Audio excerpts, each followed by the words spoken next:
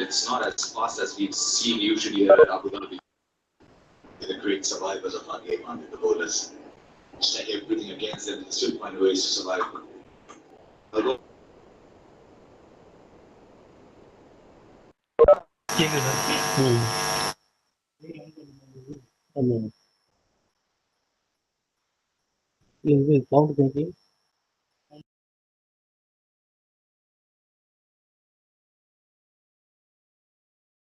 Shall we start? Because it's 5. Alvin? Yeah, ready to go. Yeah, we'll start with the anthem.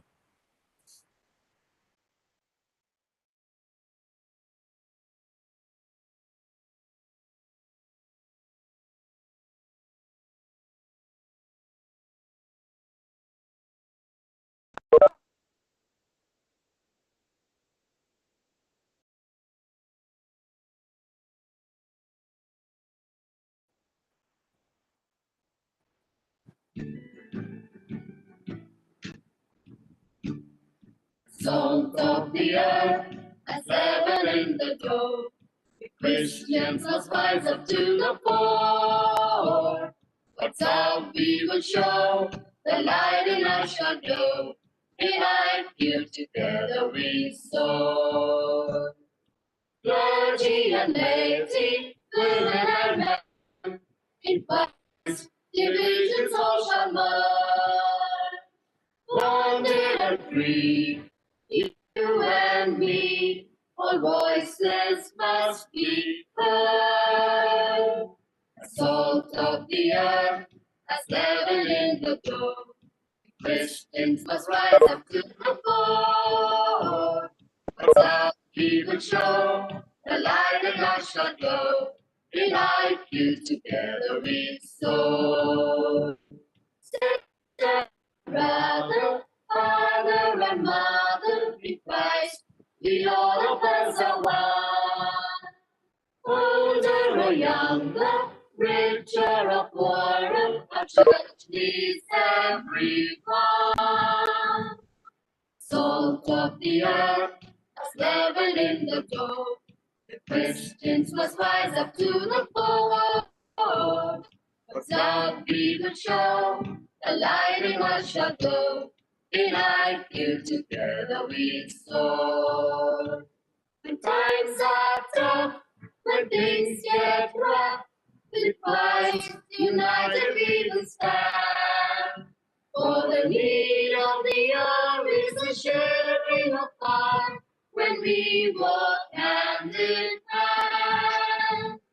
Salt of the earth, as level in the glow, the Christians must rise up to the fore. For love we will show, the light in us shall go.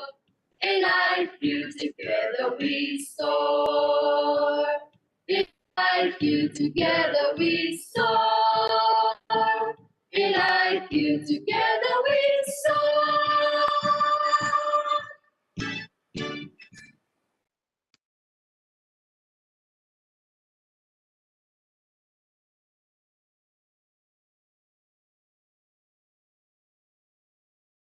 Vinny, you can start. Vinny Anthony. Warm evening to and all India Catholic Union. Benny. Can you hear, sir? Hello? Yeah. Yes, clearly. A warm good evening to one and all. The All India Catholic Union, ICU, is a powerful catalyst of change in the church and nation. All India Catholic Union has a legacy of 100 glorious years. And in these pandemic times, ASU has been conducting a series of webinars and meetings to reach out to everyone. ICU believes that youth has a vital role in church and nation. And hence, today, we are extremely happy that ICU is conducting a webinar on strengthening the church and serving the nation, challenges and opportunities. So it's my great privilege to welcome you all to this webinar. Now, let me call upon Mr. Benny, Lansi you are not Tikuna. audible. Hello? Hello? Hello, can you hear me? You can hear. Yes, Yeah? we can hear. Yeah, Yeah. go on. Now, let me call upon Mr. Lansi Tikuna, National President, All India Catholic Union, for the welcome address and opening statement. Sir.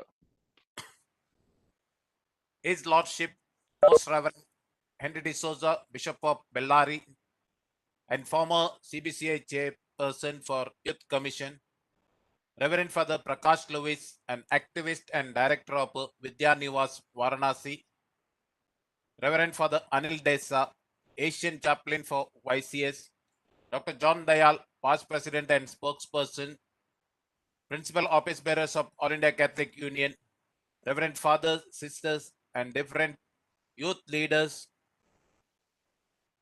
my dear youth speakers, Jyotsna D'Souza, Dr. Krishnakar Kummari, Percival Holt, Fevisha Montero, Sijo Ambad, James D'Souza, Prince George, Jenny Joy, Vivansha Nagam, Jeet John Francis, participating delegate from different parts of the India and of the different age groups.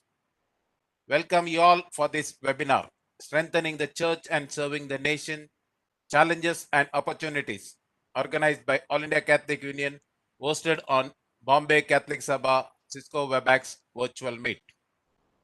In this COVID-19 pandemic, AISU has decided to conduct series of webinars on different subjects. Today we are hosting youth webinar.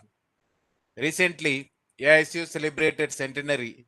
Presently, AISU is the largest lay organization in Asia, working selflessly for the social, political, and economical developments of our community through various educational and other activities. This is our small venture to reach youths. I strongly feel we should work together for the betterment of our community. Pope Francis, in his message for the 2020 Diocesan World Youth Day, invites young people to be the missionary disciples and to give their passion and dreams free rein. His question to them is, in today's world, how often do we end up being eyewitnesses of events without ever experiencing them in real time? Sometimes our first reaction is to take a picture with our cell phone without even bothering to look into the eyes of the persons involved. The Pope is speaking to the global situation when he addressed the youth of the world. For Catholic youth in India, it is important to interrupt the Pope's message, his encyclicals, and his homilies in what we see around them. In COVID, we have seen the churches, especially youth volunteers, help migrant workers and people in slum in collaboration with the aid agencies, parish clergy, and the diocese. The AISU, in its 100 years of existence, has sought to train leadership in the laity, beginning with the youth. We have a long way to go. These webinars help us reach out to more people than we would have if we had organized a meeting in Delhi or Mumbai or Chennai. Our objectives is threefold. The first, to help build good citizens aware of their rights and their duties, aware of Indian realities of caste, religious differences, and the situation of poor in urban and rural settings. The second is to help develop young leadership in the church, beginning with Catholic Association, all the way up to the diocese, states, and national levels. The third and the most important one is to help our youth and even the older generation fully understand what the church expects from them. The social teachings of the church are important to understand canon law and how it empowers us. And the Pope's message, including his latest call for coexistence. I hope our youth will respond on this. They always have. With these words, once again, I welcome you all. God bless you and God bless All India Catholic Union. Thank you. Thank you, Francis. It was a wonderful statement by our national president. Today, this evening, we are really blessed with the august presence of Most Reverend Bishop Henry D'Souza, the Bishop of Bellary. Former Youth Commission of ICYM. Currently, he is also the chairman of Kummari region. Now, I humbly request His Lordship, Most Reverend Henry D'Souza, to officially inaugurate this webinar.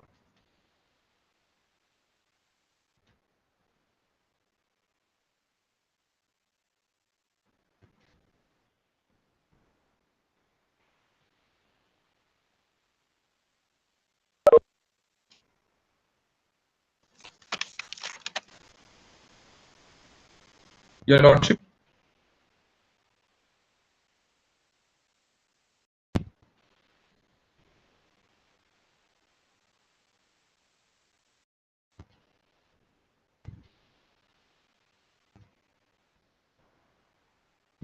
Thanks, sir. Hello. Hello. Yeah. His Lordship. I have for the inauguration. Sir. Yes, you are audible, but Bishop, I think video and audio is muted or something.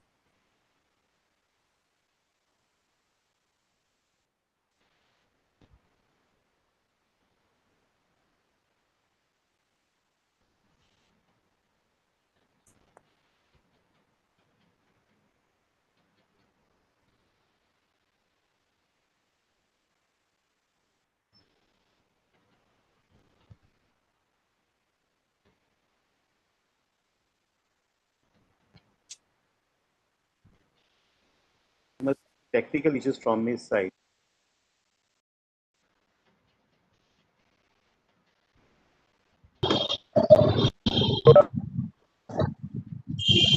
Maybe someone has to call him.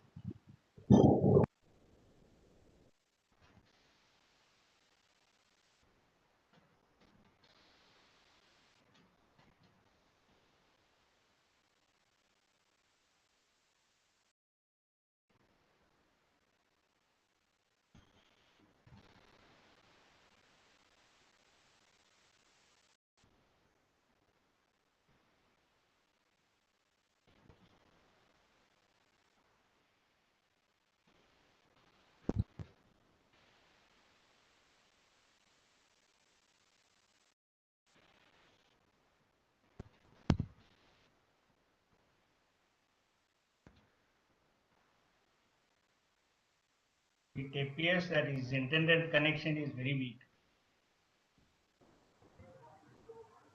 Okay.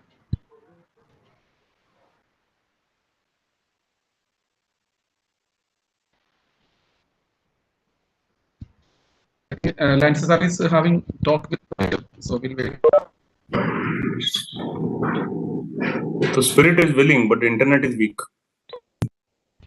Yeah.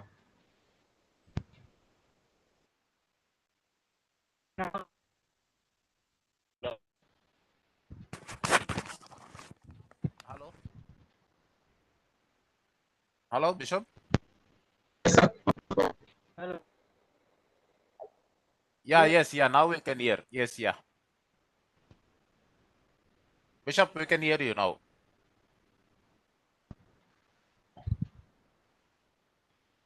Hello.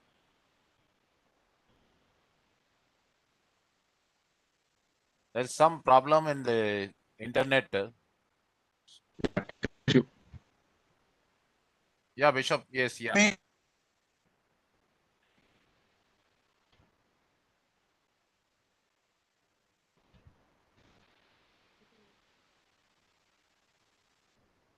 Yes, Bishop. Lordship, we can hear you.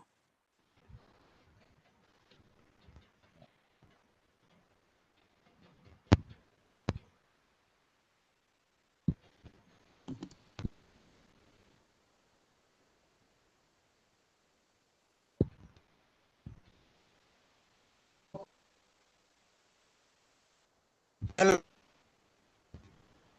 Yes, yeah.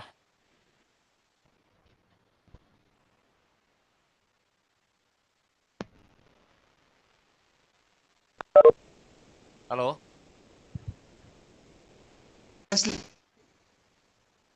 Yeah, yes. Yes, Bishop, you can start your message. I think better you stop video and only sing the audio. Me.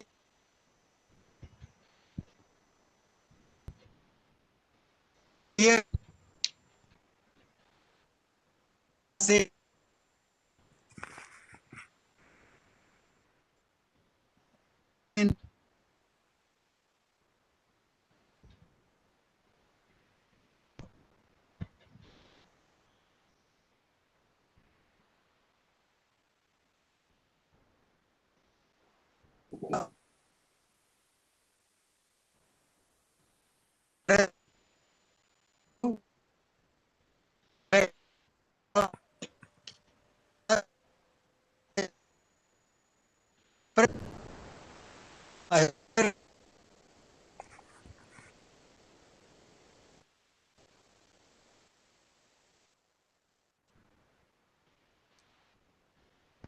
Lordship, audio is not clear.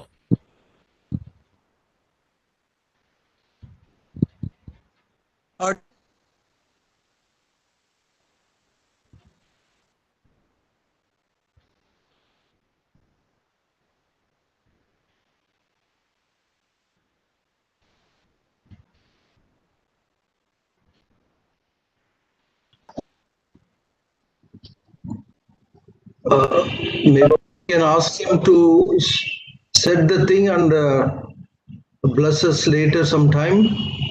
Otherwise, those who are here will. Benny, Lancy, please take a call on that because those who came early, they would leave slowly. Yeah.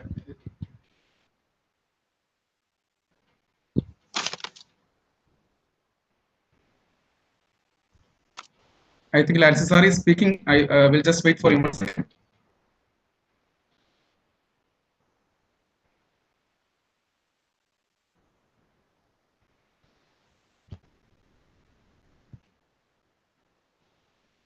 Sir, Yes, yeah, Benny, we will. can we?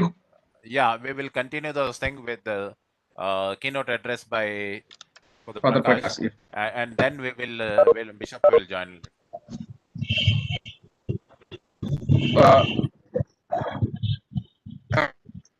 Sorry to everyone for the technical delay. So next we have with Father Prakash Louis. He's an academician, writer, and development practitioner. He was the executive director of Associates Delhi and Bangalore. Was also the director of South Asia. Director of Jesuit Service, Jesuit Refugee Services. Also, Father Prakash is the founder of Indian Christians for Democracy. And we are extremely glad that Father Prakash Louis is here with the keynote address.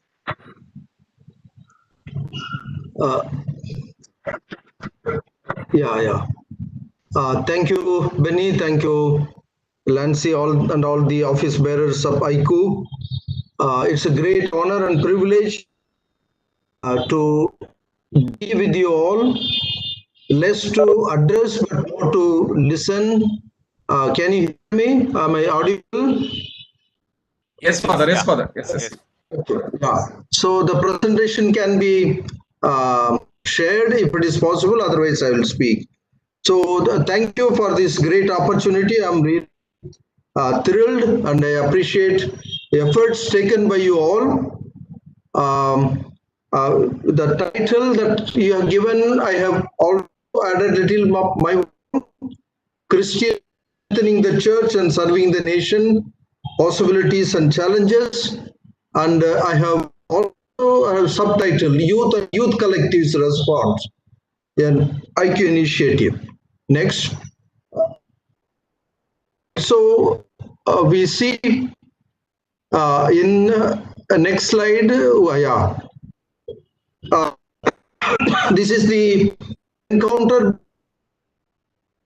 and our Lord Jesus in Matthew chapter 14:30. Peter trying to walk on the waters and there are issues and the Lord is there to save and protect. I think that is also very similar to what is happening in this country, and he is with us, with all of us Christians, asking us to continue our mission. Next. And St. Peter later acknowledges, next slide, St. Peter later acknowledges Jesus going through as the youth. Jesus looked at intensely because he saw the and hopefully all our youth are at that level, and we are very grateful to our youth, Christian youth, who have been on the forefront in many struggles, many issues, many movements, and as Mr. Lancy mentioned, we'll continue the struggle. Yeah, next. This is Peter accusing Jesus as you are the Messiah. Mark's Gospel, chapter 18, 27 to 30, that encounter between Peter and Jesus, which really establishes for Peter and for all of us, he is the Savior, he is the Master. And our own youth are following in the line of Peter, acknowledging Jesus as our Savior and Master. And there is no other Master on this earth except our Lord Jesus Christ. Yeah, next. Yeah. So if you look at we and us, setting the background, our life, mission and commitment in the pre-COVID period, and our life, mission and commitment in the pandemic, and it's great that all of us can be connected through technology in this manner. But we also hope in the post-pandemic again, we will continue. But our hope is in the Lord, our originator, our protector, our redeemer. And during COVID, the relief that was done by individuals, families, institutions, church as a whole is enormous. Millions of people benefited. This place where I am, Varanasi Diocese, provided support to 21,000 families, and out of that, all of them are from other religions. So that is where Christianity stands for, and with the amendment into FCRA, many of these are under attack. We'll come to that. So I always wish these safe, be secure, be healthy, and be happy. Okay, next. If you look at the next slide, please, there's a setting the darker side, the negative side of the country.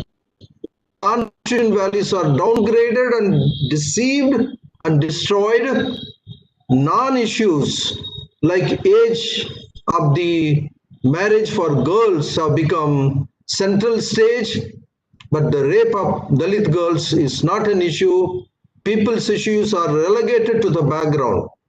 Populism, more in terms of pronouncements, and aggressive majoritarianism against all minorities, whether religious, regional, linguistic, national, and background, orientation minorities are totally at the receiving end. And as it is said in Hindi, Jumla, fabulous propagation of falsehood and not really following up with all those pronouncements that are made. And India today, yes, authoritarian rulers of India have become authoritarian, autocratic, undemocratic, anti-citizen, anti-poor. I should also have here anti-minorities of all types. And that is the negative background that this India, that we are all experiencing and trying to live our life. Next slide. So if that is the negative side of it, there are also positive elements in our country, among our people. Next slide, please. There is harmony, peace, development. These are the dreams and visions of common masses. living together, working together, building India, and living in peace and harmony, working for integral development of all are the dreams and visions of common masses. There is dialogue in action, vibrant in this country. Every Hindu, every Muslim, every Christian, every Sikh, every Buddhist does not become a fascist or a fanatic, but everyone struggles, especially common and conscious citizens are struggling to build India.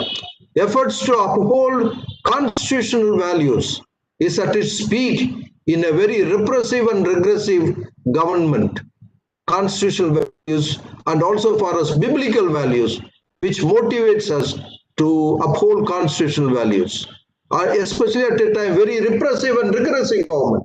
Protest and voicing dissent is alive on the 12th against all those who are falsely accused. All over India, 1, 2, 3 demonstrations, protests were organized by all over people of all religions and initiative taken by the Christian community, Christian youth and Christian activists.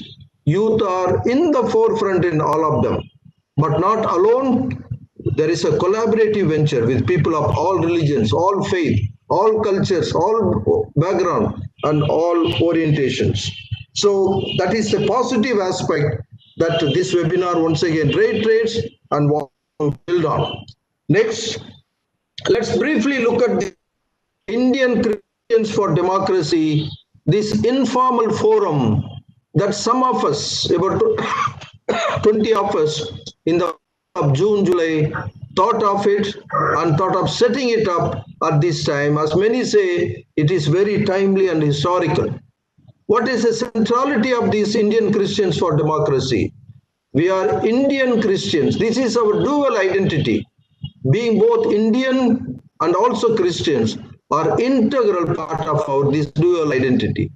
We insist on being Christians since it is in this soil we were born, and it is the Indian Constitution that gives us the identity of citizenship. And though this Constitution gave us the citizenship, continues to do so, there are attempts to do away with the Constitution of the present ruling elite for their own socio-political, economic, religious, and cultural needs and petty needs and plans. As Indian Christians, we are called to protect the Constitution, protest whenever there is an attempt to do away, and also collaborate with everyone so as to execute our dual identity. Next. And as Indian Christians, and our Christian called demands are, on the one hand, as Indians, our Constitution demands, and as Christians, our religion demands that Christians are to live and extend solidarity with all human beings, both Christians and people of other faith, cultures, and orientations. Expressions of solidarity in action is to affirm the fundamental Christian belief and practice that all human beings have intrinsic human dignity, and since they are bestowed with the same dignity by birth and also invested with fundamental human rights given in the Constitution and given in the Bible.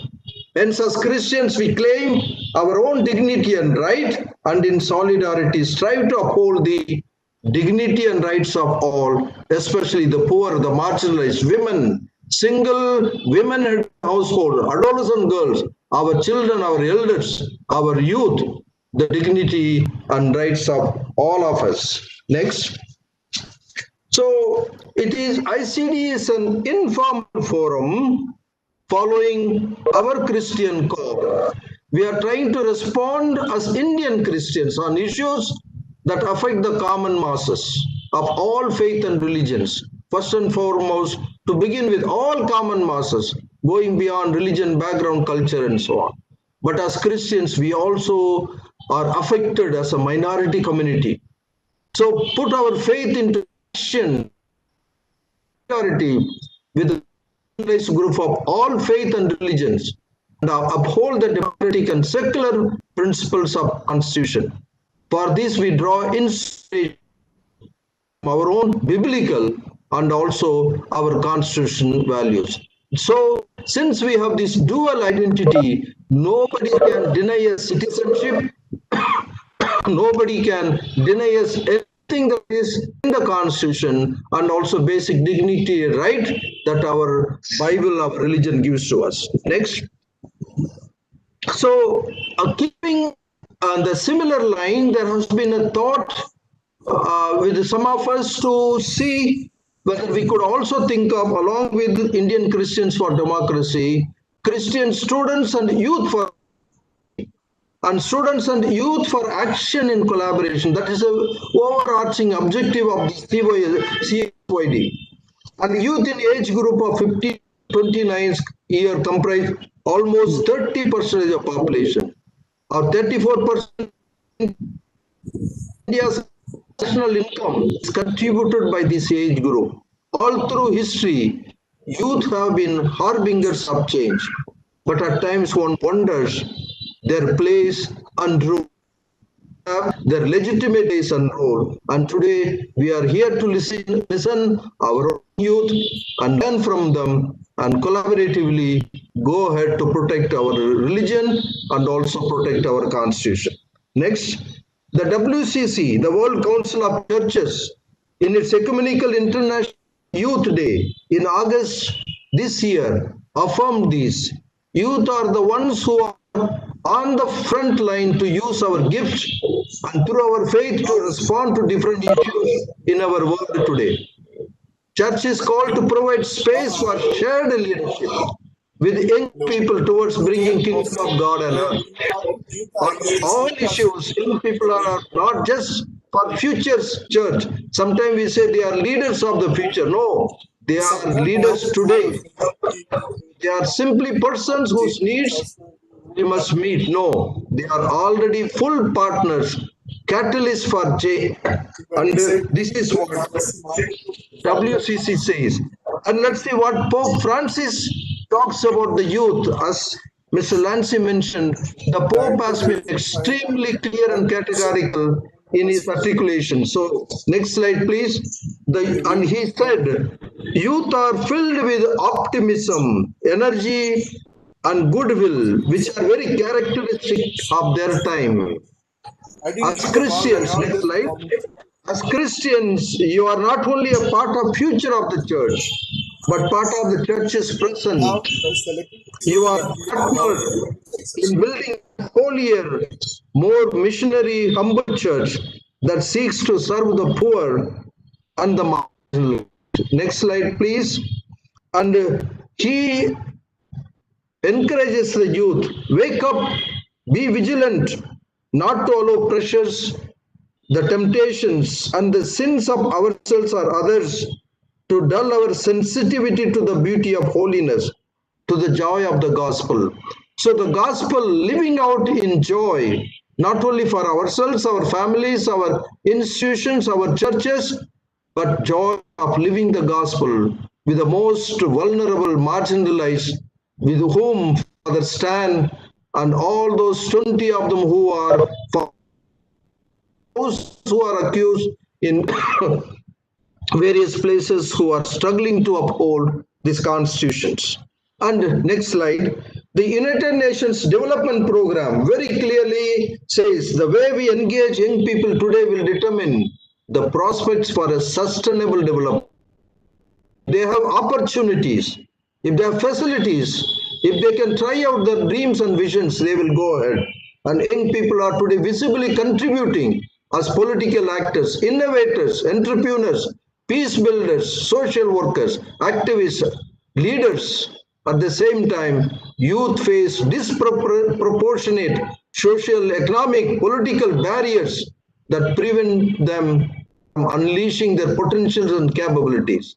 So to utilize young people's potential agents of change, it requires involving, empowering in development policies, programs, supporting their participation at all levels and what WCC called in terms of shared leadership. Next. So Indian Christian students, youth for democracy. So we are Indian Christian students and youth. This is our dual identity. As Indian Christian students and youth, we believe that human dignity and human rights are inbuilt in our Indian and Christian foundation, both in Indian and Christian foundation.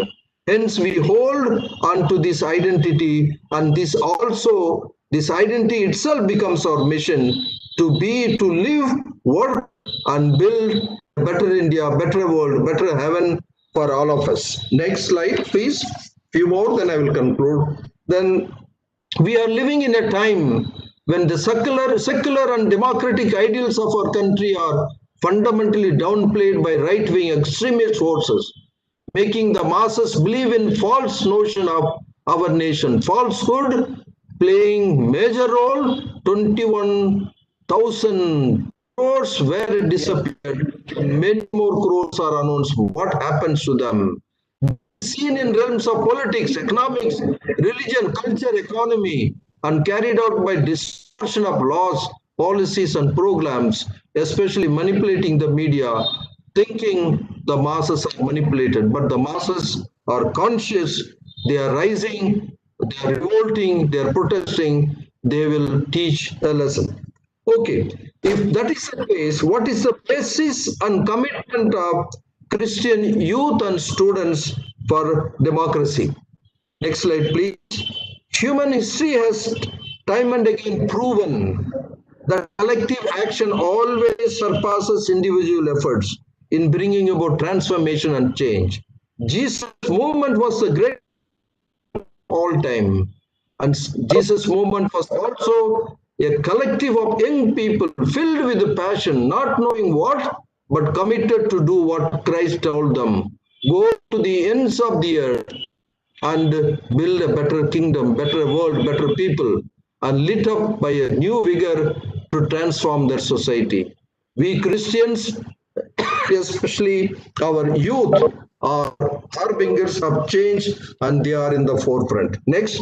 So even as persecution against minority communities, Christians, is unabated, there is need for different youth and student group. That's why we contemplate Christian students and youth for democracy. At the moment, youth from churches, colleges, universities, youth movements, scattered and isolated groups. Here is a call for all to be gathered under one informal platform for a common objective to uphold our own religious beliefs, to uphold our constitution. Some points for consideration of Christian students and youth for democracy. These are some recommendations for your consideration. To be vigilant, next slide please, to be vigilant about the programs, policies, and create awareness about these among students and youth of Christian community and the students and youth of other faith. To have steady campaigns of awareness among the students and youth who do not have the opportunity and facility to know, understand, and respond to the issues of national concerns.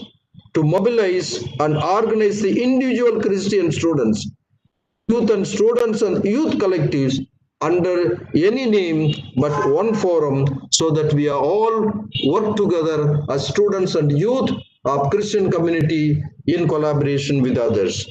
Next slide, a few more. To pay special attention to adolescent girls. All these rapes that are happening is indication of those. So rural and regional speaking students and youth, to collaborate and network with all the forums, collectives, organizations, students and youth of India to protect and promote democratic, secular, socialist and republic India.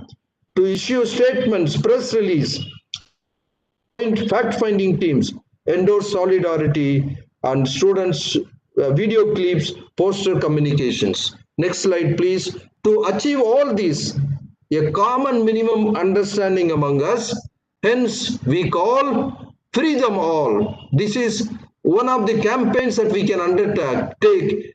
Our call, Free Them All. Next slide. To achieve all these, a common minimum understanding.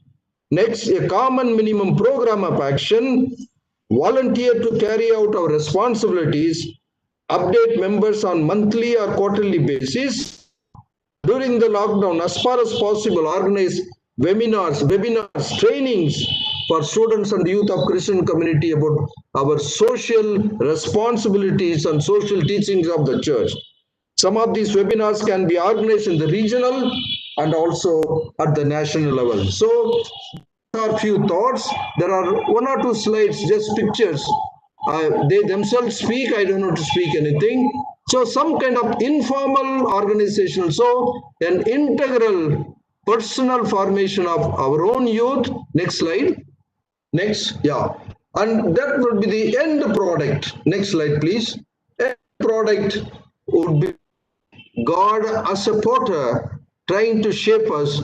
We as potters in his hand trying to shape the future of our own Christian community and also this nation. So that next slide, women, children, adolescent girls on their own merit able to engage and enterprise and also enjoy their life and not be frightened and threatened, intimidated by any forces on the earth.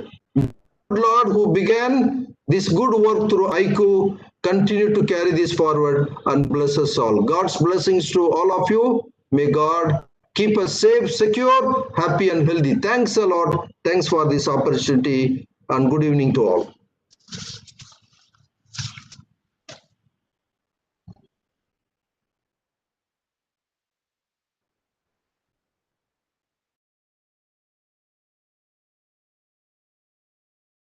Thank you, Father Prakash, for your wonderful key presentation. It was really edifying and it was motivating too. Lance sir, is Bishop is ready? No, we will continue. Okay. So now we are beginning the responses from our youth leaders. So we are very happy to have a number of youth leaders across the country. So I request now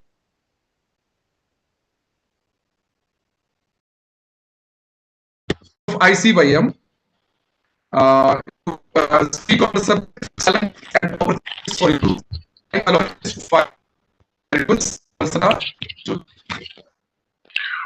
Hello, am I audible? Hello. Yeah. Yes, yeah, you are audible, but not visible. Okay, 1 second. Requesting all speakers while speaking, please switch on your videos. Yeah. Hello. Hello. Hello. Jyotsna, please. Camera. Am I audible? Can you just flip your camera? Okay. Yeah, is it fine now? Yes, okay, yeah. All right. Good evening, everyone. Your Grace, all the priests, sisters, and my dear friends. My name is Jyotsna D'Souza, and I am the current president of the Indian Catholic Youth Movement. So basically, what I'm going to talk about today is the challenges and the youth faced by the youth in the country and across. So basically, to begin, I would like to quote Papa Francis, who says, "Dear young people, do not bury your talents and gifts that God has given you. Do not be afraid to dream of great things." Now, Father Pope Francis is encouraging us to dream about great things. But the question here arises that in spite of it being so inspiring and encouraging, how do we youth inspire to have a great life, to have great dreams, when even the basic necessities that is supposed to be basic are too distant for us, that seem to be too true to be true? And so basically, if you wonder,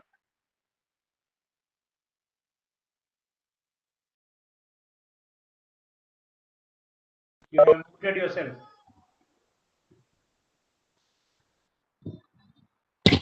hello? Am I audible? Okay. Yes, yeah, audible. Yeah. All right, sorry for that. So yeah, so in the words of a great writer called Malcolm X, he says, The young people are the ones who most quickly identify with the struggle and the necessities to eliminate the evil conditions that exist. To be very honest, in today's world, we are trying to make sense of a very complicated and diverse situation. So, although we have access to new possibilities to overcome differences and divisions in this world, but this possibility also opens a new gateway, a new portal to more disturbing challenges that come our way. Now, you might be wondering that the challenges that the youth face nowadays, is it because of our lifestyle or because of the generation difference? The answer is no. The challenges, majority of the challenges that we face today are something that existed even for our parents, for our grandparents. But back then, these things were seen as minor inconveniences compared to what we face today. Because there was this ideology that had been followed back then saying if something does not affect me personally, then I am not to be bothered by it. But I can proudly say that this is not something that the youth of today that we follow. We believe strongly with the fact that even if a thing causes harm or tries to threaten somebody's existence, no matter how small it seems, that cause is a cause worth fighting and worth standing for. So now, as we have come across due to this pandemic and the situation that have arisen in the pandemic, as the world grapples with the unprecedented challenges posed by the COVID-19, young people are demonstrating their continued leadership in their communities and countries. And according to a famous research psychology source, it says that young people are the most affected by the pandemic, by the socio-economic issues. We're living in a time where back then what was seen as a necessity, although is a necessity now, it seems to be a luxury. We are facing through unemployment and no proper education facilities. Everything has become so expensive. The economy has gone down. So we are literally trying to thrive in this world that has gone down, and we are still trying. But nevertheless, the situation that has occurred and nevertheless the problems that we are facing, youth are also among the most active in the global responses. Back then, there also existed racism, sexism, misogynist, and patriarchal system, a pro-rape society that blamed the victim for the things that went wrong. But now, if those same situation that occurred, there's no much difference. It has just become worse. But if you all notice that people nowadays do not stay quiet. We do not shunt ourselves saying if something does not affect me, then it's none of my problem.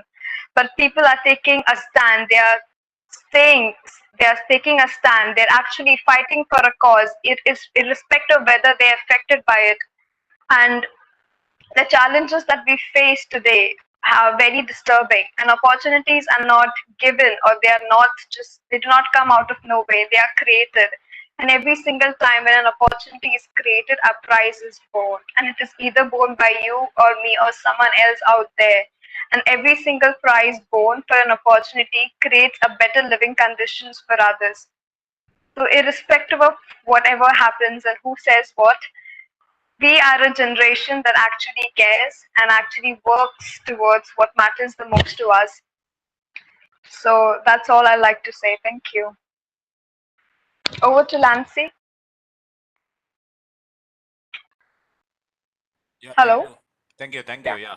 Benny, you can continue. Yeah. Thank you, dear Jyotsna, for your wonderful presentation. We are extremely happy that you have put forward good points for the. Now, next we have Dr. Krishnakar Kumar from Telangana, who is the world president of MIJARC. He will be talking on the topic today's challenges of youth. I invite Dr. Krishnakar. Thank you, Mr. Chair. Good evening, everyone. I'm Dr. Krishnakar Kummari, the International President of Catholic Agricultural and Rural Youth Movement called MIJARC. So I am very happy to present a few challenges of youth are facing today in India. America has supreme power. Europe have currency power. Japan have technological power. But in India, we have youth power. So that's why youth are here and they are all facing the challenges. I would like to present a few in before you. So as we know that the present generation of the youth are facing challenges. The first one is drug or alcohol abuse. There have been times in the history where we are actors in a movies was portrayed with a cigarette in hand, as smoking was considered cool. But today, about 21% of high school students admit drug abuse and 41% reported drinking alcohol. Due to this, some of our youth became addicted with these drugs of alcohol. So this is one of the biggest challenge what we are facing today. So as a Catholic youth and our youth ministries doing their best to overcome this problem from the youth, but still this challenge is going on. And next one, I would like to say that violence in the schools. Schools plays a major role in the formation of the young person's foundations for building a life. And it is reasonable to expect that the place for learning should be safe. Unfortunately, this is not always the case, as in many instances, schools can become war zones. In the last decades, 284 kids were murdered due to school violences. These were shootings, stabbings, fightings, and suicides. This is also second challenge I can say. And also nowadays, the young people having also another challenge, that stress and also time management. Managing the pressures to succeed in every area of life and finding time to do it all seems to be one of the biggest challenges facing by the youth today. Young people are expected to be successful, yet few of them are aware of effective time management. So due to this, the parents or the elders, they are expecting a lot from the young people. So the young people today, they are became stressed and they are unable to achieve their goal. So most of the young people, they're disappointed in their life and going for the suicides. So that's why we have to, the parents and adults, they should understand the young people's mindset and give them freedom what they would like to do as a studies or the career. So otherwise they are in a stress. And I would like to also highlight another point, political and social issues. Understanding what goes on around the world and finding one's own opinion on the social and political issues is a big challenge for the youth who struggle to differentiate between good and bad news sources and find their way in the mud of today's world. As you know that in the recent days, the young lady was raped by the other people, other caste people, and it is the biggest victimized, and the news we know that. So young people have, so still they don't have the enough security. So this is also one of the challenge. That's why still the young ladies or women, they are unable to go outside, have a freedom. So I would like to also in front of you the materialism. We live in a society that promotes materialism, and young people are the taught to measure success and happiness in the life based on how much stuff they have. Materialistic view on the life can result in the dissatisfaction when one doesn't have enough and can negatively affect a person's life. Coming to the point of physical personality, obesity. Recent numbers shows that more children and youth, especially in the different countries and also in India, are became obese. This is the mostly because of they prefer to spend more time in front of the TVs, televisions, or laptops, and not enough time to exercise and leading a healthy life. So that is why physical exercise is very important for the young people, but most of the even corporate schools, they don't have enough the grounds to play the students. They're always concentrating on the LCDs and PowerPoint studies, and the students always sitting in front of the LEDs and also books. They don't have enough physical exercise, and it becomes obesity and also a lot of diseases.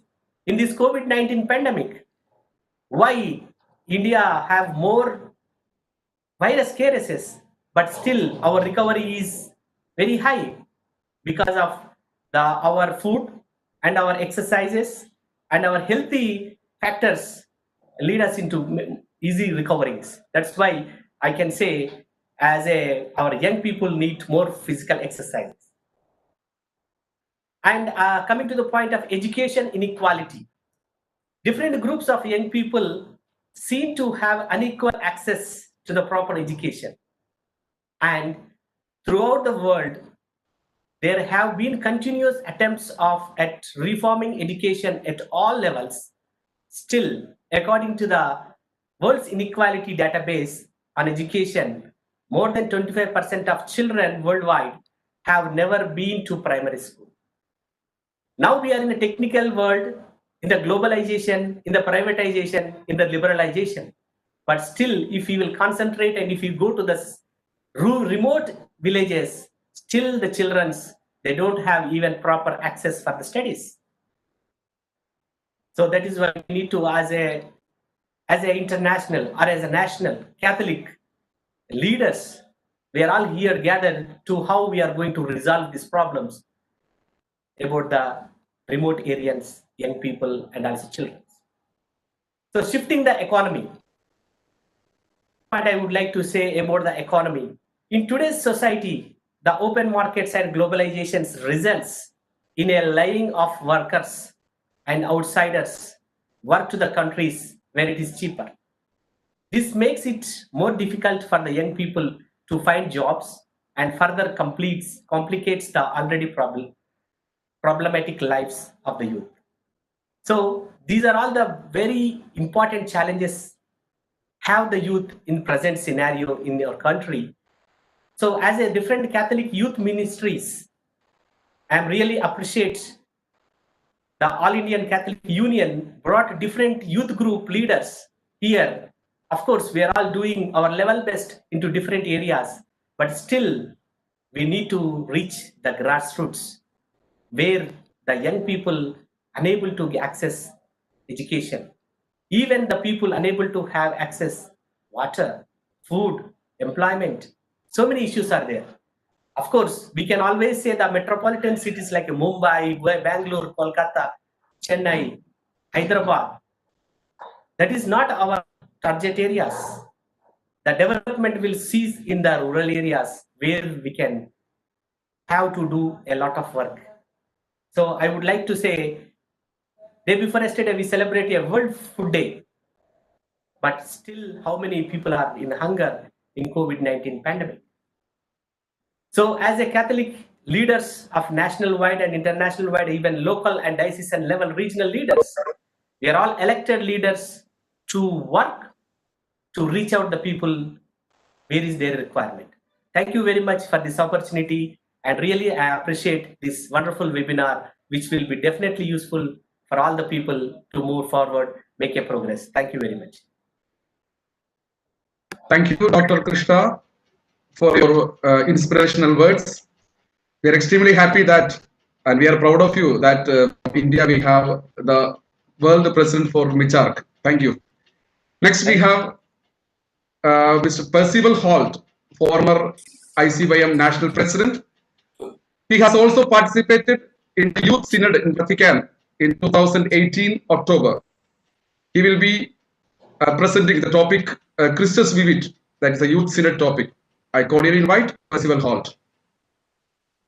Thank you so much, Benny, for introducing me, and good evening to one and all present here. I hope I'm audible. Well, I would like to begin by saying the Youth Synod was not an achievement. It was only a milestone that marked a new beginning with Christus Vivit as a guide.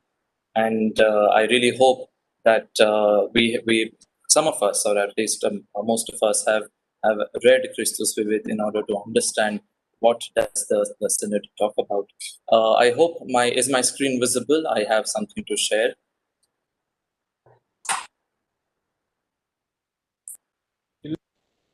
Yeah, you can share it.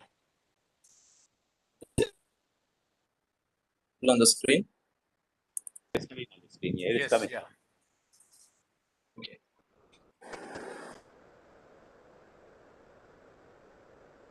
Synod, we believe that even today God speaks to the church and to the world through the young people, their creativity and their commitment, as well as their sufferings and their pleas for help.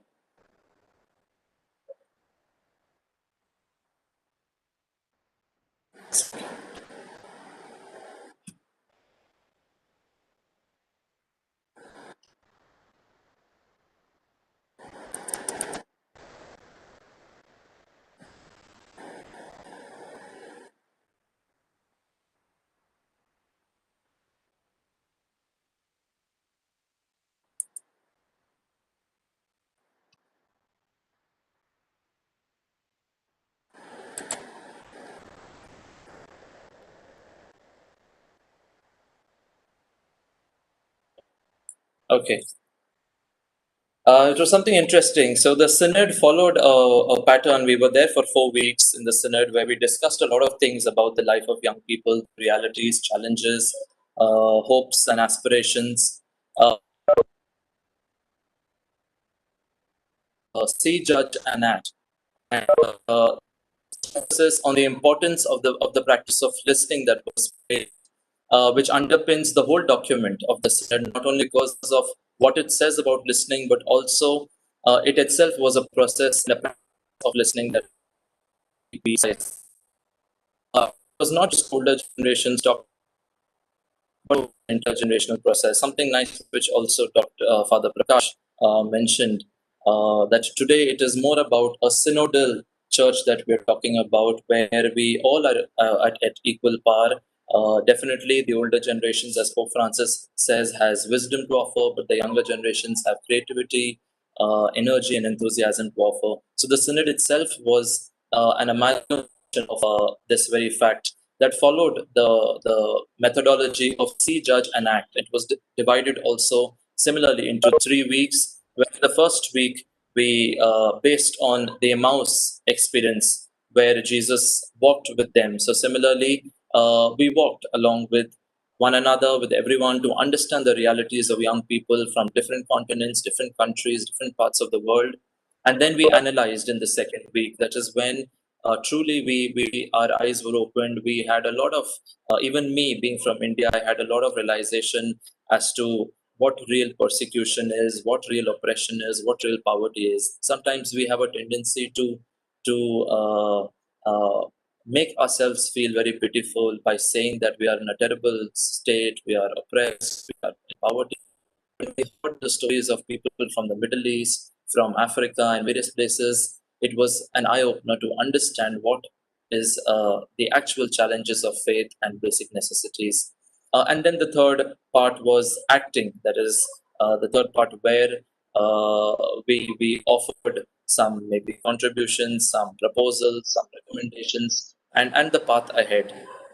In the first part, like we see, just as Jesus did not provide the disciples on the road prepackaged answers or ready-made solutions, but he engaged with them where they were. And this kind of listening was more about collecting information and to achieve some end, but but is also something that changes the listener. I think that is something that even Pope Francis is talking about, where all of us need to be vigilant to look around and undergo a change. The first session looked at the real situation of young people today. That is the new challenges they face, as the previous two speakers, Jyotsna, they have already highlighted. I'm sure others are going to highlight the challenge people face today, as well as their longings, dreams, aspirations, hopes, expectations. Now, what, according to you, are the challenges of young people that young people face? When we ask this question, there are a lot of things that come into our mind. So I will just highlight a few that digital world that we talk about today, and I think this pandemic has elucidated this even more. Where we are exploring the digital world even more, we are engrossed in it more. Migration crisis, we are all well aware of. The hurt and distrust caused by abuse, and that is not just sexual abuse, but financial abuse, the abuse of power, the abuse of corruption within the church and even in the society. Family situations, importance of body and sexuality, and to discover it as a gift. Moreover, in times today where there is so much of information available, possibilities to explore oneself, your body, your sexuality, relationships, the vulnerable and explored youth in the society.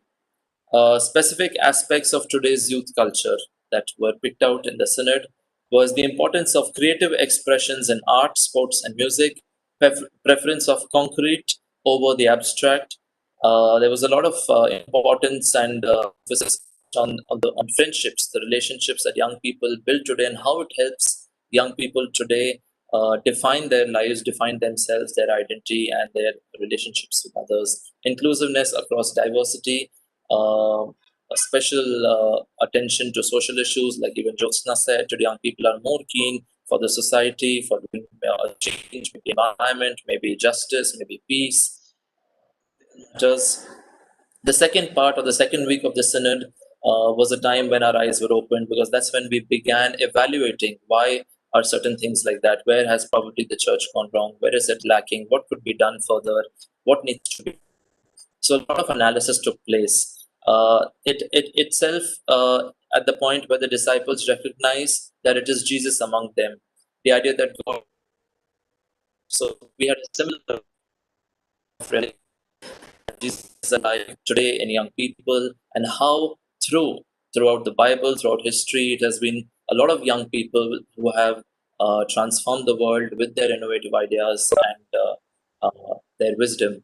After attempt to capture the reality young people live every day, in the second section, we looked to interpret it, to know how to respond effectively and authentically. Much of the section also explored what authentic accompaniment from people is supposed to look like, what is expected of the church and animators. What are the ideal characteristics of this? Is what was bold out, and Francis very highlighted, which I think all of us are companies of young people, animators, meant to journey with them and guide them. So the biggest wish was authenticity, that we need to be authentic witnesses ourselves, be exemplary, and not just chatterboxes where we speak a lot and do nothing.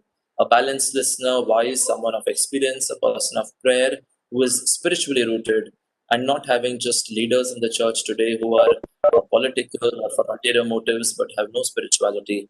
Wishes to share the joy in the spirit, respects freedom, openness, and non-judgmental attitude, bringing together the spiritual, the human, and social aspects. The third part of the synod was looking at what we are actually going to do about it, or at least hope to do about it. As one of the cardinals said, the synod did not end. It is a journey that began from there, where you and I and all of us are supposed to take it forward in small ways in our parish community, in our own organizations and movements, how we bring about a change in the attitude of people and the approach to young people, in consistent in our whole outlook.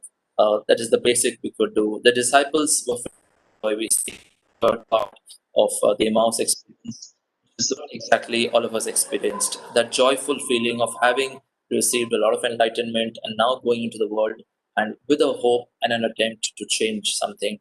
The primary way of working that the document recommends is the spirit of synodality, that is a desire to work collaboratively and to engage the whole church with a sense of co-responsibility.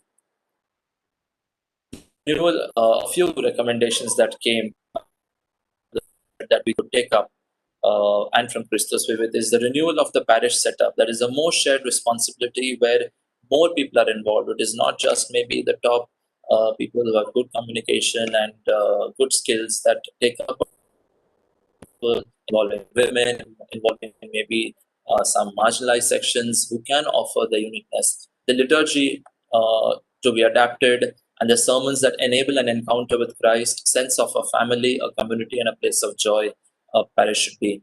Ministering in digital environment, which I think we are doing a lot now, moreover in this year. The role of women in the church, young people are very demanding of this. Clarity and openness in areas of sexuality, initiatives of pastoral accompaniment in faith for homosexual people, having more catechesis on such social teachings on matters that affect young people the most today. More open discussions and deliberations and talking about it, the importance of promoting justice in our social, economic, and political arena and living up to the ideals we preach. This passion also covers the world of work, intercultural, and interreligious engagement. That's a few informal moments from share.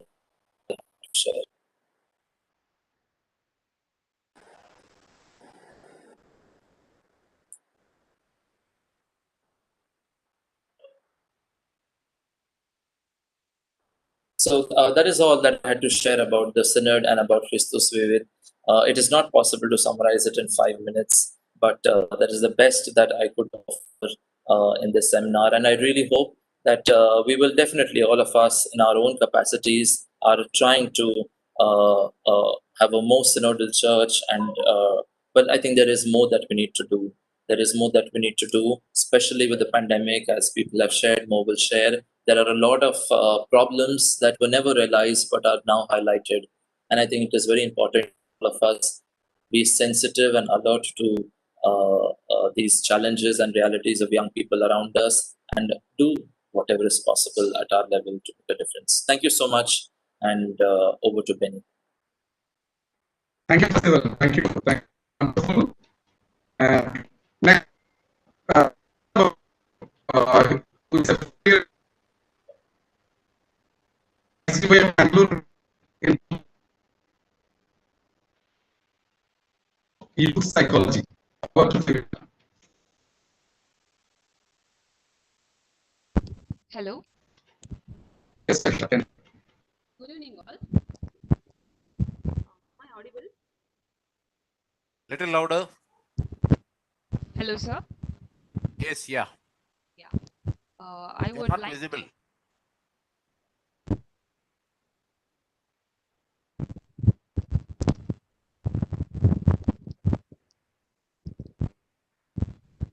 Hello.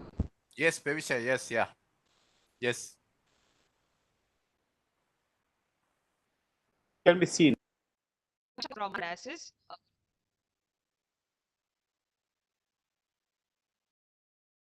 Topic which I'm going to.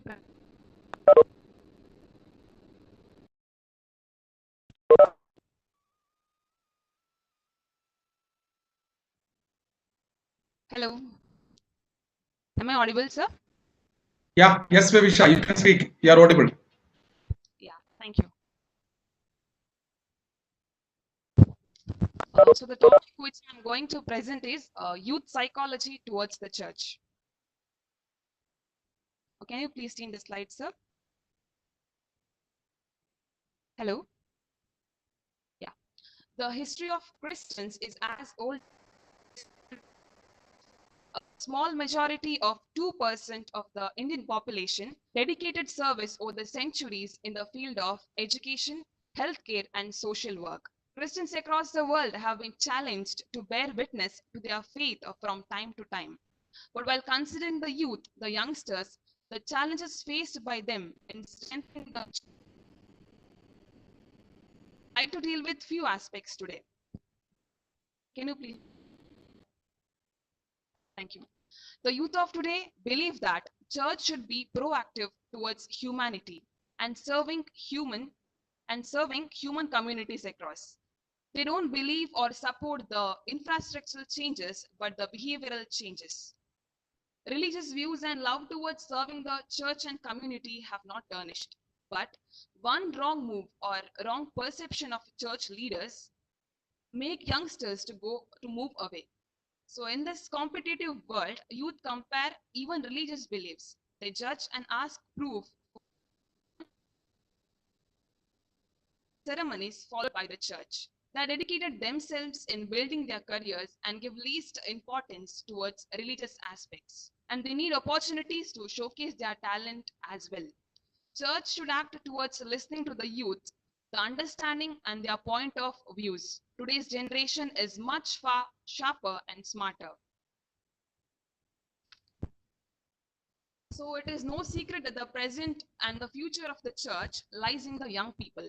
Especially the future depends upon our capacity to bring those young people close to the Christ.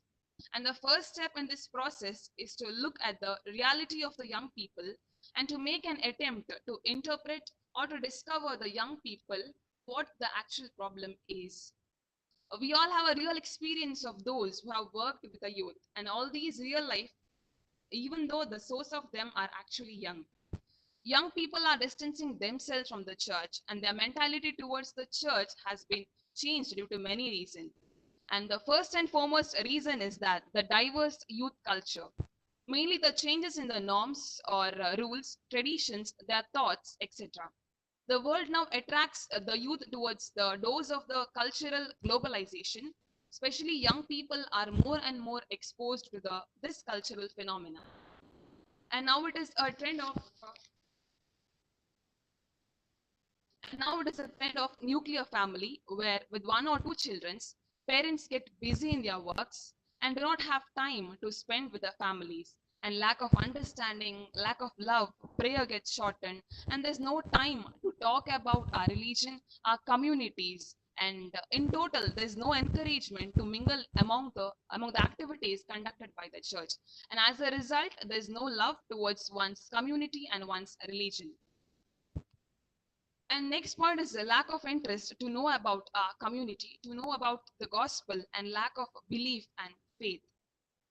During the certain critical conditions like failure in the career, relationships, unemployment, etc., when the youth are in the hardest phase of their lives, they seek the help of the God.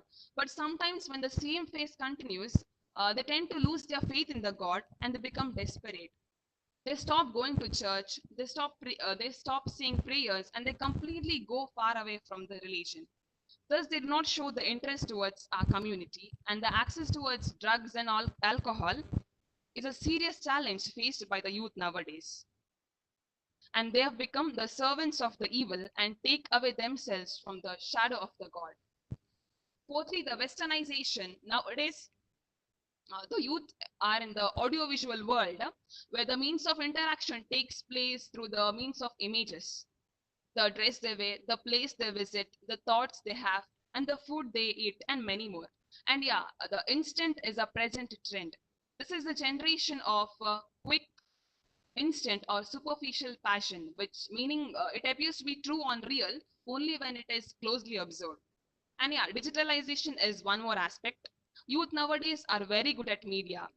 It is a positive contribution, but having negative effects. The access which we have towards our technology, information,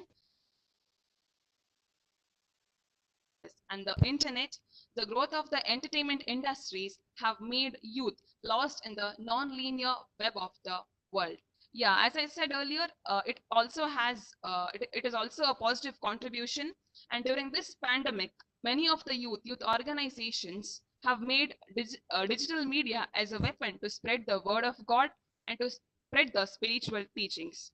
As in Karnataka region, we have started an initiative called Walk with Saints, where we spread, where we share life of the particular saint every day, and it is almost now it's up to 25th week of the sharing. So I think it's a wonderful initiative taken by the Karnataka region, as well as many youths have been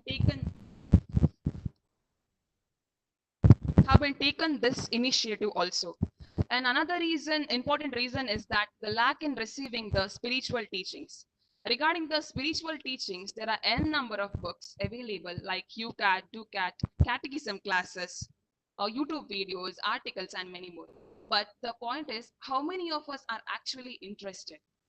There are hundreds of materials and even provisions to know about our religion, our culture, our faith, etc. But the present youth do not have urge or interest to gain the knowledge. And also the peer groups. The reality is that the negative pressure groups and negative peer pressure is a spiritual fight or a battle of our age. The Bible says, he who walks with the wise grows wise, but the companion of fools suffers harm.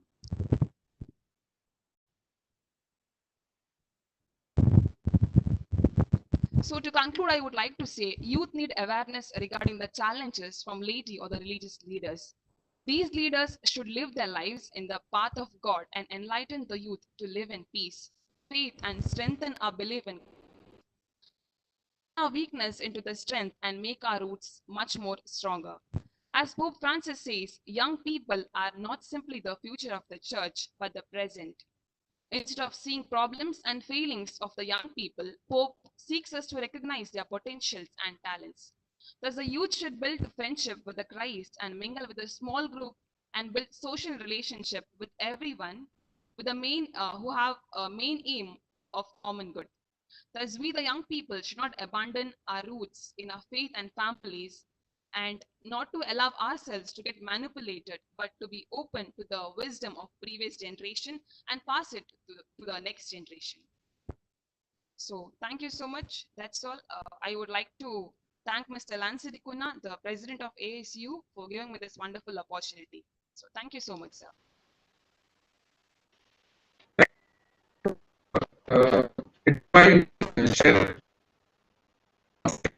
Now,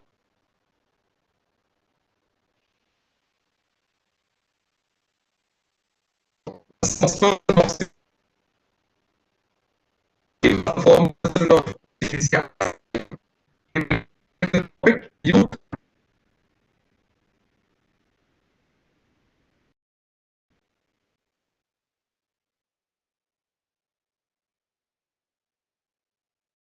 Good evening, everyone. Am I audible? Yes, yes, yeah, you are audible, not visible. Oh, not visible. Okay, maybe the net issues. I'm in already in video. Is it visible? No, but you can continue. Yeah. Yeah. Yes. Okay. Thank you very much. Thank you. First of all, I would like to thank you for the AISU members for inviting me to present the youth and the politicals. I didn't prepare for anything for this, and I have to show some reality what is happening in our society. So youth and politics is the very important topic right now in Indian scenario. So I would like to mention Bishop Henry D'Souza for this. Previously, he was the chairman of CBC ICVM. I was the president for that time, and that time he was saying always, so we have to help the youngsters to come to the politics to become a leader. So he was always trying to people to enter the politics. Even he always trying to telling to me also to switch over to the politics also like that. But unfortunately, I would like to say that in political scenario, our youth are a little bit away from the political system in India. As we are the minority are in India, like 2.5 percentage of total population Christianity in India. Literally, we can say only few states we have majority Christians, like Meghalaya, Manipur, some of the northeast states we have Christian majority. Other states we have very few are there. Like only Kerala we have 14 percentage of Christians, and Tamil Nadu, Goa 25 percentage. Like anyhow, we don't have much leaders from our society, from our community to the political system. So that we have to look back how we can solve these issues. We need a good leaders from our church. As here already some speakers already mentioned that youth are the pillars of the church and the society. We have equal responsibility to build the church and the society. But we most probably some of our youth organizations are already situated around the church, We already participated in church activities. We already look on some of the church programs. We are not going out of the church.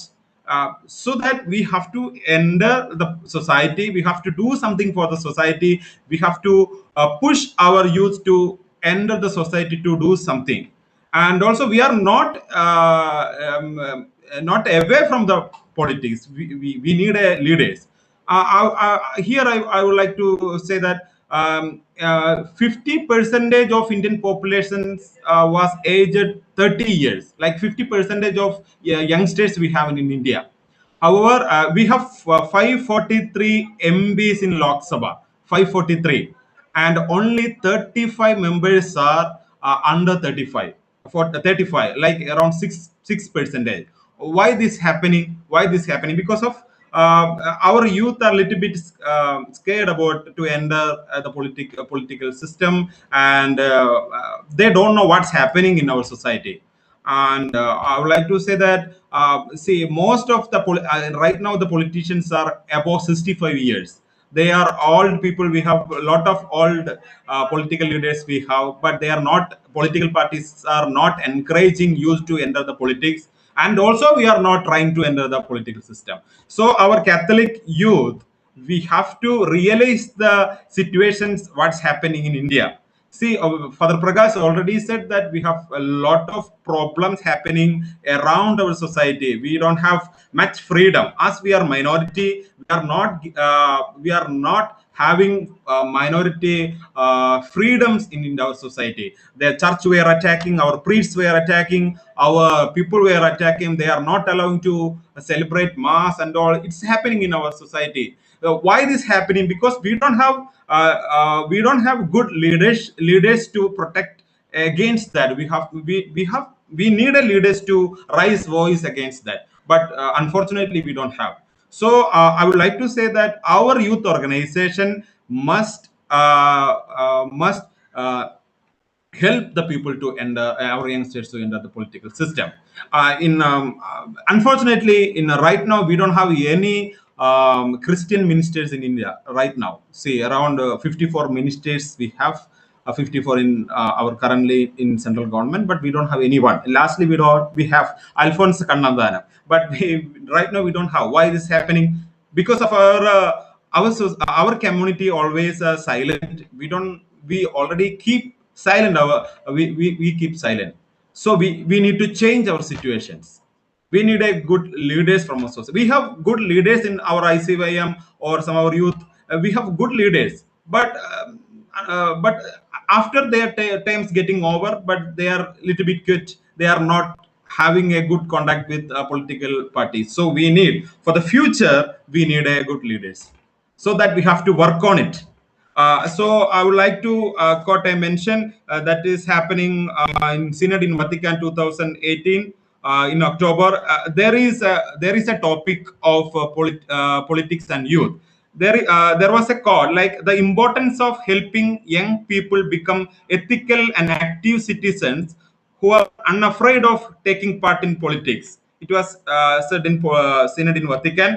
And also Cardinal Pietro Parolin, in Vatican Secretary of State, he said to the Synod that it is an urgent to help young people so they become active citizens or active in politics, which includes building more just society. So even Youth Synod also said that it is an urgent situation. It is an urgent to encourage our youngsters to enter the political system. So that I would like to conclude with this quote of Bishop Damiano Guzzetti from Uganda. He also told in the Synod that civic education is an important part of all of our church training program. So we need civic education. We have to encourage our youngsters to enter the political parties. We need a leaders. Otherwise, we will get a lot of problem. Also, we have to bring in Christ into the world of politics. I would like to say we have to bring Christ values and moral in our youth organization we get a lot of moral values, and we have to keep that values in our society. We have to show that values in the society through the political system. Without political leaders, we don't know what is the future of our Christianity in India. Even now also we are getting lot of attacks and all those things, so that we need a youngsters for to build church and the nation. And also, just I want to mention, it is happening in Madhya Pradesh Youth Convention. There was a little dialogue between youth and the political parties. Like they are also saying the church has been alienated from mainstream decision-making bodies such as Parliament and the legislature. So the church are little alienated. So like that, church has to help the youth to to enter the political party. So church has to make more serious about preparing Catholic youth to engage politics. So that I conclude, the current scenario, the Indian political system, we don't have enough good leaders. Not good leaders, we don't have leaders from our society, from our community, so that our youngsters have to come to the political parties.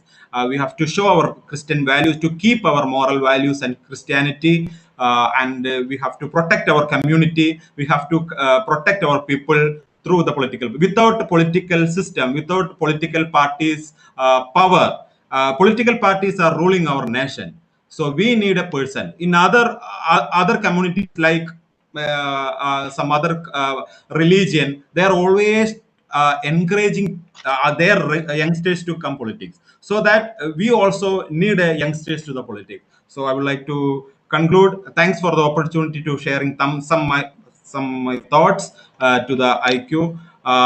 It is a very big platform. All of our youngsters, different part of the country, joining together, sharing their values. Thanks for the inviting me. Thank you so much. Thank you, Sijo. Thank you. Thank you very much for your enlightenment. Next, we have Mr. James D'Souza, who was the former world president of FinCap and also former national treasurer of ICYM. Cyber youth. James D'Souza. Yes, I'm audible. Yes, James. Yes, James. Okay. So, good evening, Reverend Father Prakash, Reverend Father Anil, Mr. Lency, the president of IQ, and Mr. Benny, the moderator, my fellow panelists, and all the members of All India Catholic Union. Dear people, the topic given to me today is cyber youth. And you know, this is a very vast topic. So I have picked up three topics, like three subtopics, which I feel is very important and very relevant to our Catholic youth and to the church at whole. So I'm going to share also the links which are with attached to my document later on after I have finished my talk. And I will also share like what IQ and what church can do together. So first, my first subtopic in regards to the cyber youth is about social media and fake news. So fake news is a tragedy of our times. Fake news is not a rumor, but it is a false narrative being spread on purpose to achieve a wrong propaganda. And fake news spreads almost more than 6 times faster than authentic news. And today, our young minds in the nations are being polarized with false history and fake news. Sometimes even the church is attacked with false narratives. Today, our church is many times viewed with suspicion and presented to people as we are people who convert others by distributing grains and money. And I'm not sharing this to polarize you in the turn. There is an article by a famous magazine. It is like a famous media house. The name of that is The Print. Like most of you would be aware of this. It is an international media house and spread across. So the article of this is And this is not like a very old, decade old year article. It was published on 9th of September this year. So the article of this, the title of the article is "Don't Listen to VHP and Panic. Christianity is a failed project in India." So, whatever the work which the church is doing today is shown by media as a project run by the missionaries. So, this is just a false narrative spread through social media and fake news. But on the other hand, I would also like to show that we also from our side need to be careful when we share news and we spread or forward the news. Like very recently on my Facebook, there is a priest from my own diocese. He shared a news that there was a person from RSS who was representing the British government when Bhagat Singh was about to be hanged. And later on, when I went and checked on the websites, it was a completely fake news. So it is also our responsibility from our side that we check and we don't become like an anti-majority or anti-minority type of people. So we don't need to be viewed like that.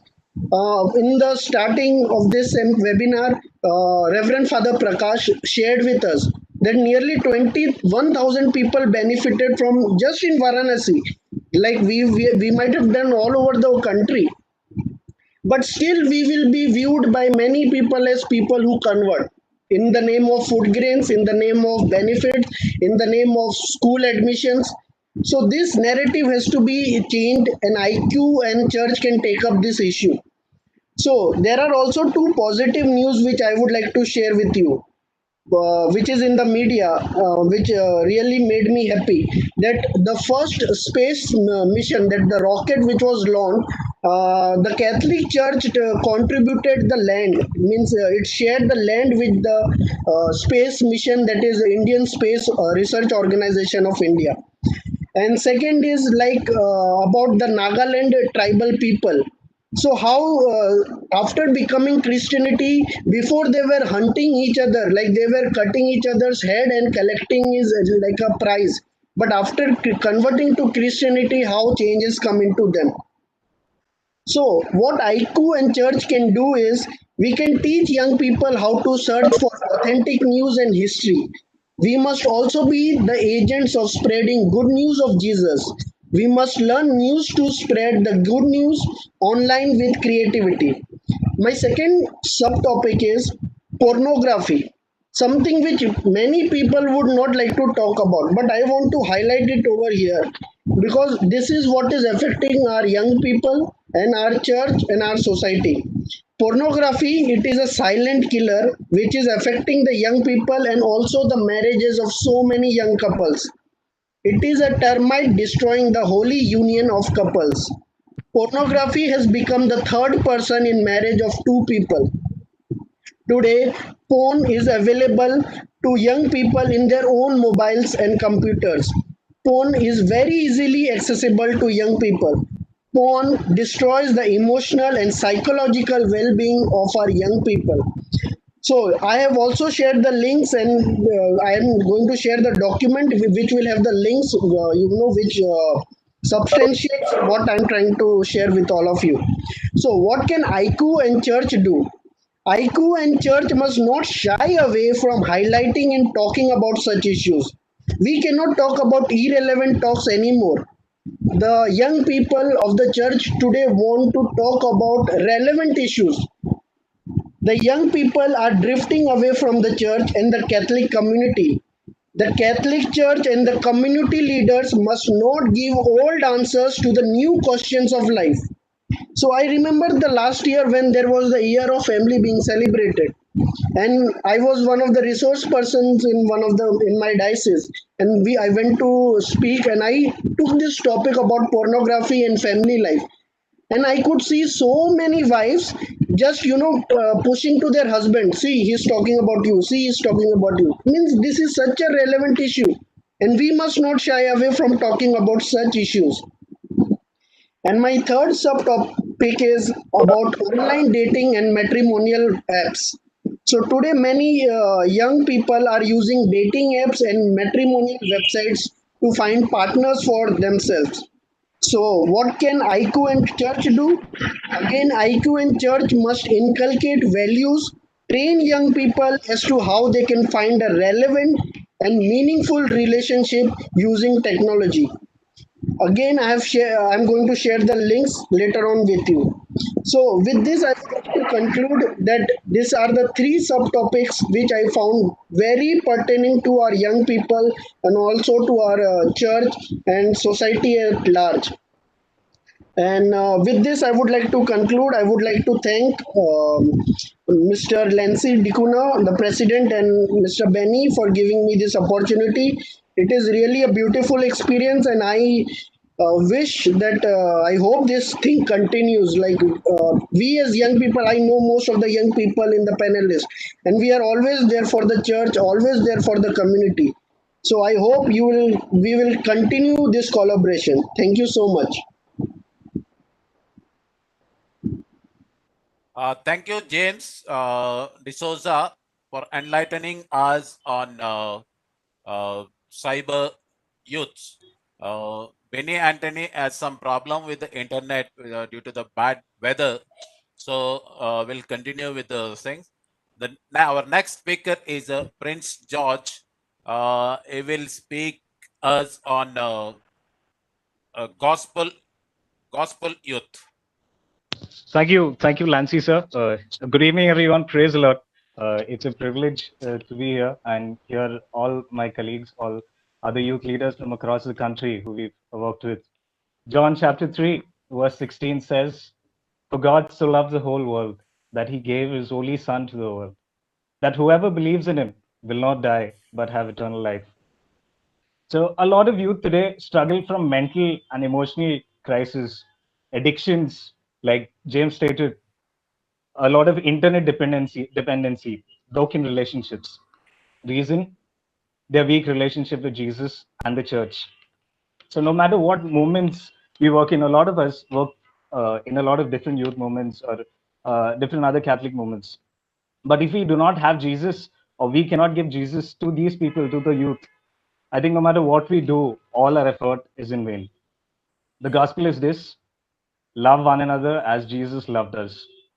Let's remind our youth to love, not as the world teaches us. Today, the media shows us different forms of love, but let's remind them that love our youth, love each and every one like Jesus loved us. So I'd like to tell the youth and form this love into 4 different categories. 1, love God. Love God. Find time for personal prayer, regular confession, Holy Mass, read the Bible. A lot of us during this pandemic are facing a lot of emotional crisis, a lot of bad times with our jobs, with our relationships. But let's remember, our God is a loving and merciful Father. He's waiting for you and me, just like the Father right there waiting for the prodigal sons and daughters. So let's reach out to him. Let's with confession, with the Eucharist. And I'm sure a lot of us in this lockdown haven't had a chance to have to celebrate, to participate in the Eucharist or have confession. So when this lockdown ends, let's remind ourselves to go back and with double joy, with double love, with double peace, reconcile with our Father. Next, the second point is love your family. Like Father Prakash stated at the start, like a lot of youth today dream of going outside our country, going outside. It's great we go outside of our country. We have different visions, different dreams. But what are we doing for our own country, our own families? We may have different dreams, different goals, and we may want to reach a certain place, but not at the cost of our own souls, of our own families. Let's never forget our families and love our parents, because that is what Jesus did. He loved his own mother, he loved his father, he loved his neighbor, he loved everyone. And so let's imitate Jesus in everything we do.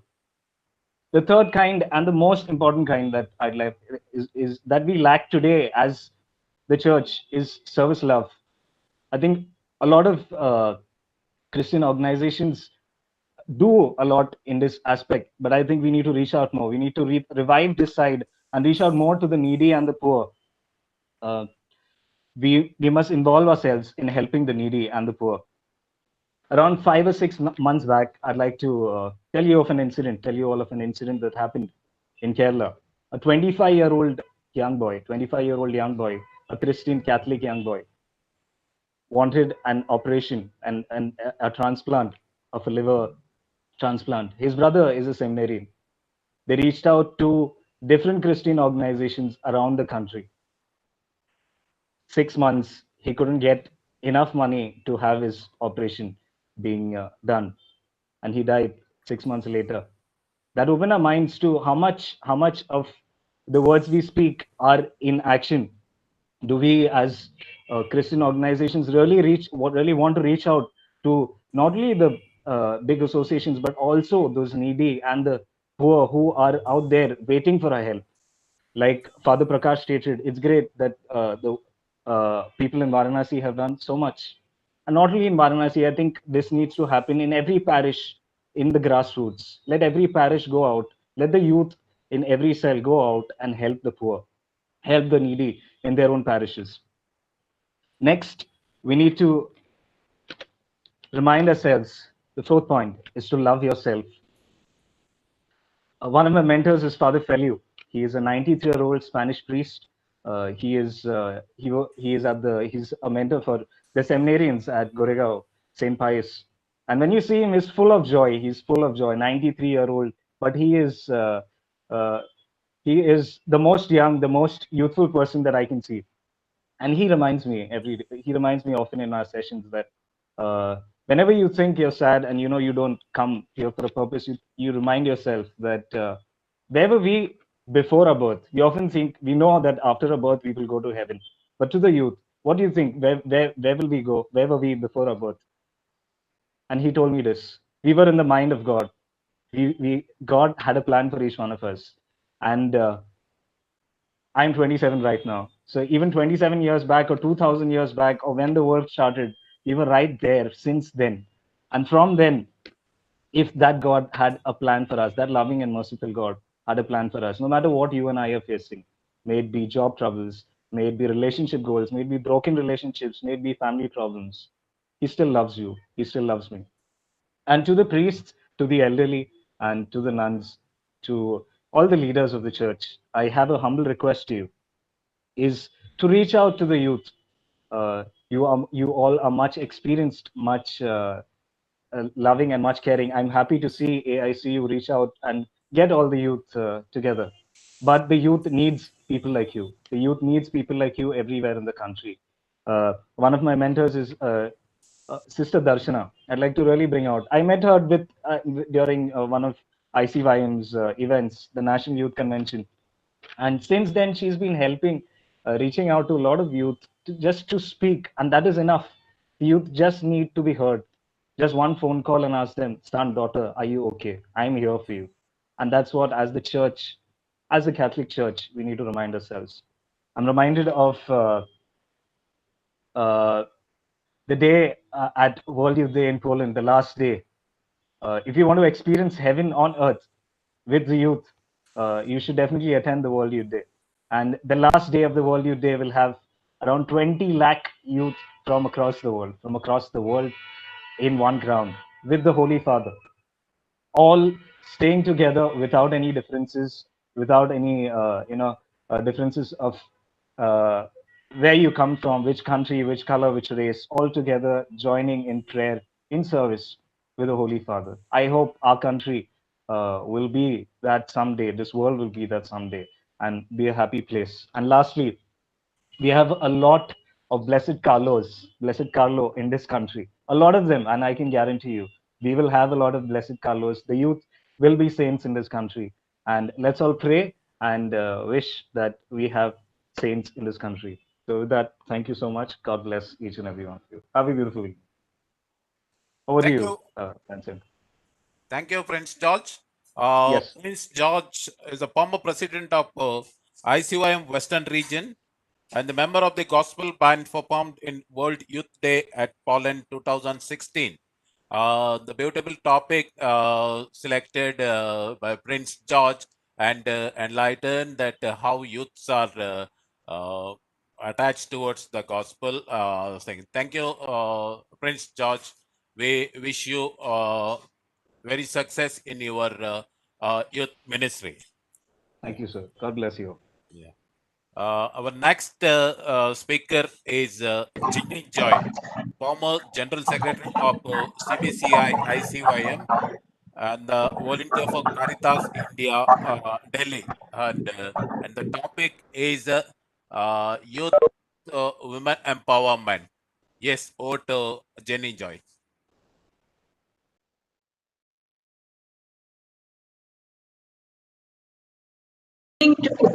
Good evening to everyone, and thank you AICU for this wonderful opportunity to actually speak on something which is really important in at least in the current scenario. And women empowerment is something which we have all been speaking about since very long now, and we all know what exactly is women empowerment. But when you actually see the news these days and whatever the crime against women, the number of crimes against women which is increasing, the number of rape cases which is coming forward, it has been there. And since the time I think women empowerment is being spoken about, we have also been we have also been seeing these crimes also increasing. So how much have we actually grown in this area when we specifically talk about empowering our women leaders or women in general? So, but the topic given to me today is the role of youth in women empowerment. So, what can youth as young people do when we under this area? So, as many of us have already spoken here, that youth is today, youth is future, and India is fortunate. India's biggest strength is saying that we are a country of young people and it is the future. So when we say that youth is the future, they would be the ones who would be actually building the society and would be the main actors in our society. So they should actually be the torch bearers of this area, that is the women empowerment. And it's not just for women who would be leading this, it is actually important for both men and women. They should be responsible equally to this, because in a society, both men and women play equal role to build the society, be it a family or be it workplace or even colleges, schools, everywhere, both of them play equally. So it is actually our actions which will send out a strong message. So here we have a lot of young people in this panel and also viewing us. So my message to actually all these young people is to please make yourself aware about what is happening around, make yourself aware about everything, read more, understand more. Our panelists have been speaking about a lot of things about internet, how youth should use internet, how youth should enter into politics. Please make yourself aware about everything.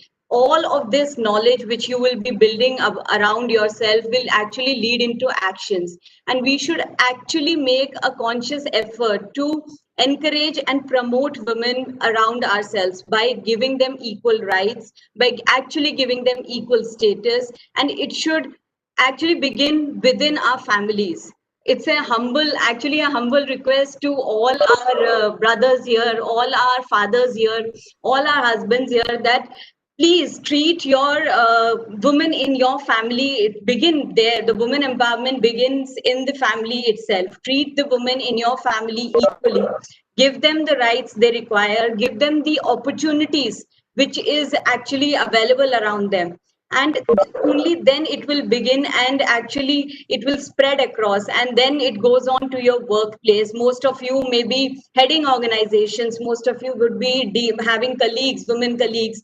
Give them the opportunity, and just don't just be, let not your as in it should not, you should not feel small when actually a young woman or a woman leader comes up. We should actually be motivating, we should be encouraging towards their efforts.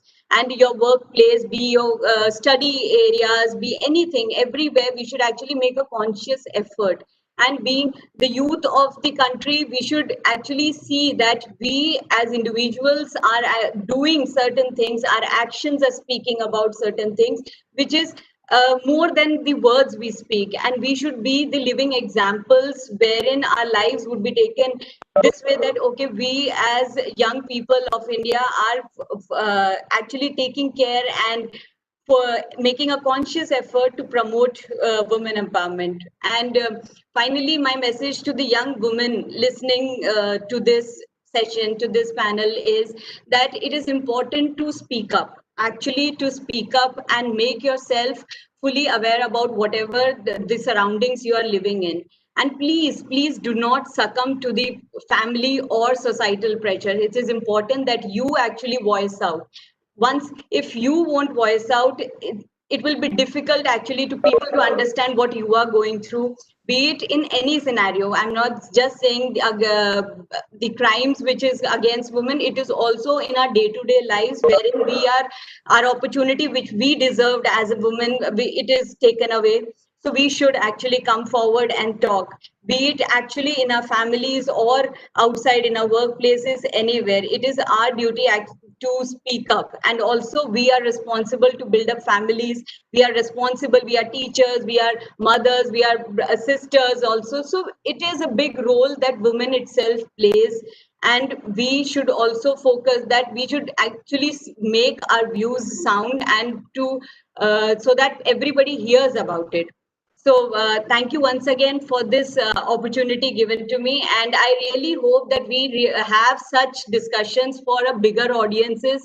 And I see that we are 36 participants here, but we should actually host such things for bigger audience, wherein our panelists have been speaking such wonderful things since the beginning, and it should actually go reach out to more people, so that the message which we are trying to convey and the intent behind this organizing such webinars should be fulfilled by reaching out to maximum people.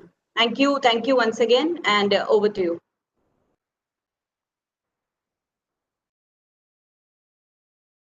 Thank you, Jenny Joy, for your wonderful message.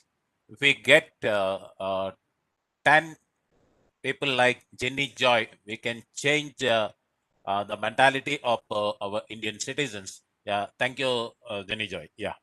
Our next speaker is, I don't know whether I'm pronouncing correctly, Miwantesh Nogram, the president of Shillong Archdiocese, Catholic Youth President, and presently is the assistant professor at Meghalaya University. He will speak us on the opportunities and challenges in Northeast region. Yeah, over to Mewan. Yes, thank you, sir. Am I audible? Yes, yeah. Okay. Thank you once again. Thank you for this opportunity that you have given to each and every one of us. And what I'm going to share is a little bit about the opportunity and the challenges that the youth of Northeast is facing.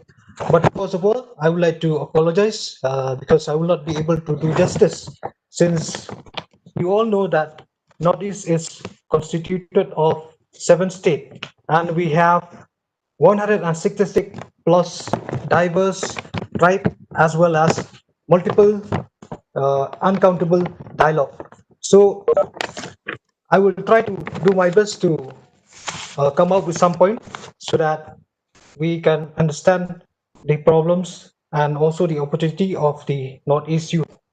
So once again, good evening to all.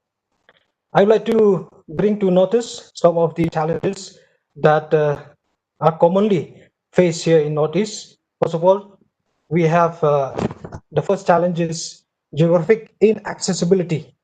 So many of the parishes, like for example, in my diocese, there are some 3 or 4 parishes where the accessibility is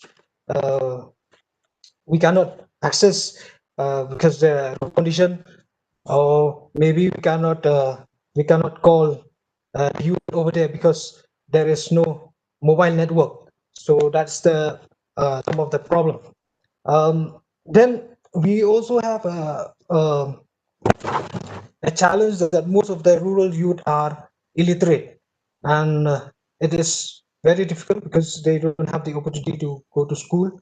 And the other problem also challenges for the youth is educated unemployed youth. So most of the youth here in Northeast would prefer to go outside of Northeast to study, and then after they will get a job and remain there and stay there. They would rather come back and work in Northeast because there are very few opportunities for them to earn their livelihood. We also have the very important challenges that most of the youth in Northeast are facing. That is alcohol, drugs, and also other substances that come from neighboring countries like Myanmar and so forth. So some of the previous speakers has already said, we also have a very big challenge. Most of the youth here are they follow Western culture, Western lifestyle, and they are trying to imitate this this culture, and sometimes they forget their own culture, which is very beautiful and very vibrant and energetic. So I think as a youth leader or as a person working in a ministry, youth ministry or any other organization in the church, we should give them the opportunity. We should give them the opportunity, as most of, for example, here in Northeast, we have the youth are very warm, welcoming, sentimental. They love music, they love football, and they love activities. If we give them this opportunity, we will be able to attract the youth and build their confidence.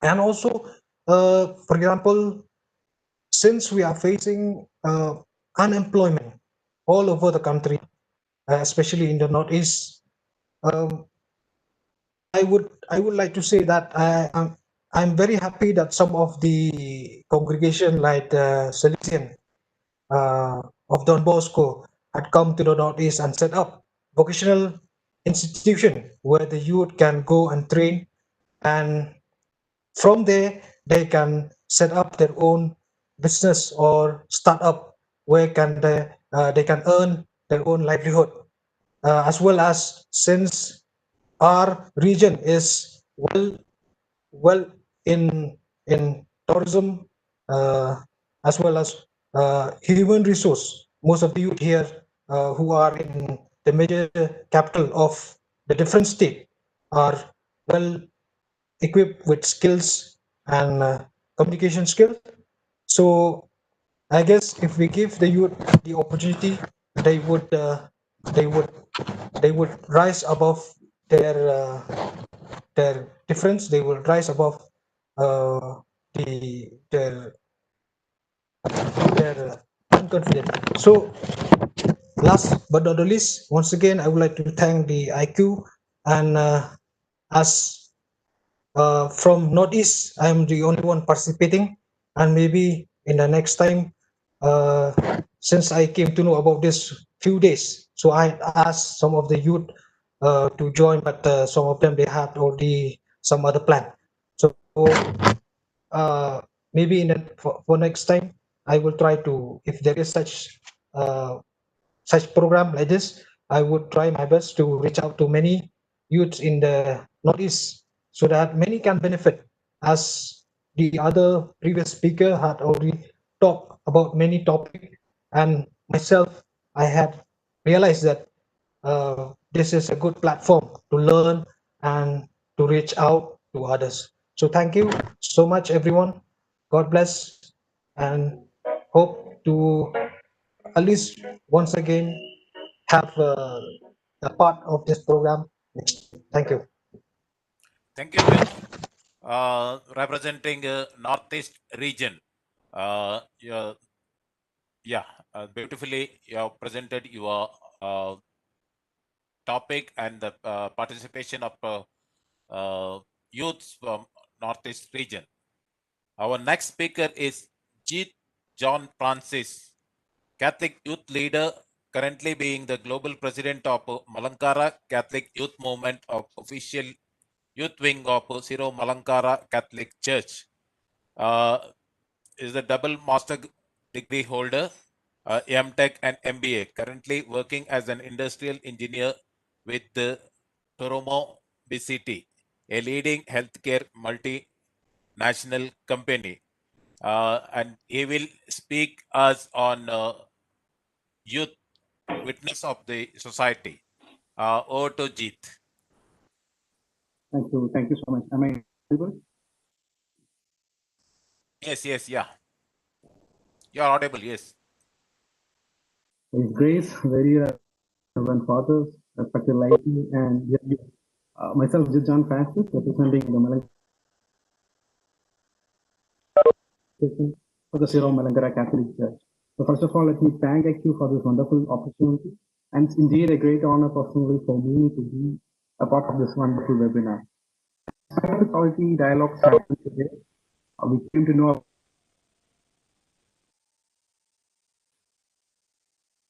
that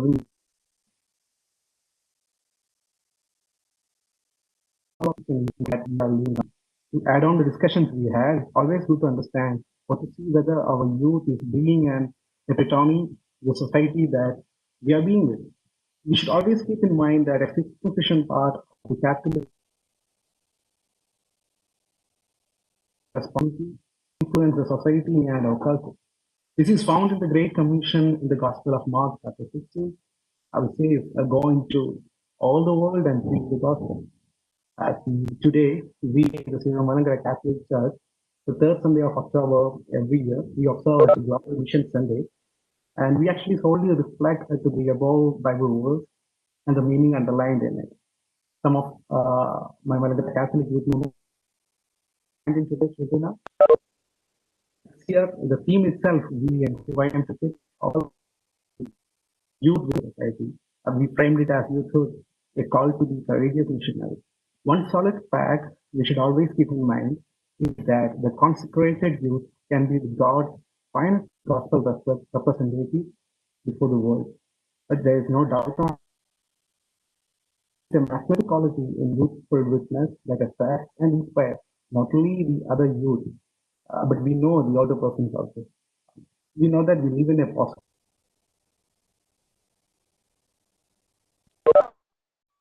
and it's funny to see at times the Christian community ridiculed as underdogs, and the name of the Christ is dragged through the mud often in media and politics, as previously many of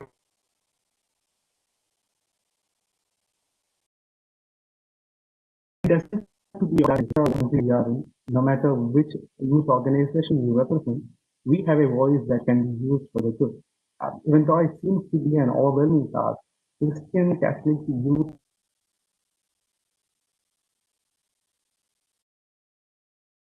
in the world, young men, you all know that, who lost the patient, took a leap of faith and courage, and then made a difference. And it doesn't matter how small the difference is. Small acts, when multiplied by millions of people, can make a profound difference. So we should never despise the value of the small. Whatever small it would be, we have to get into the society and realize the cause. We also know that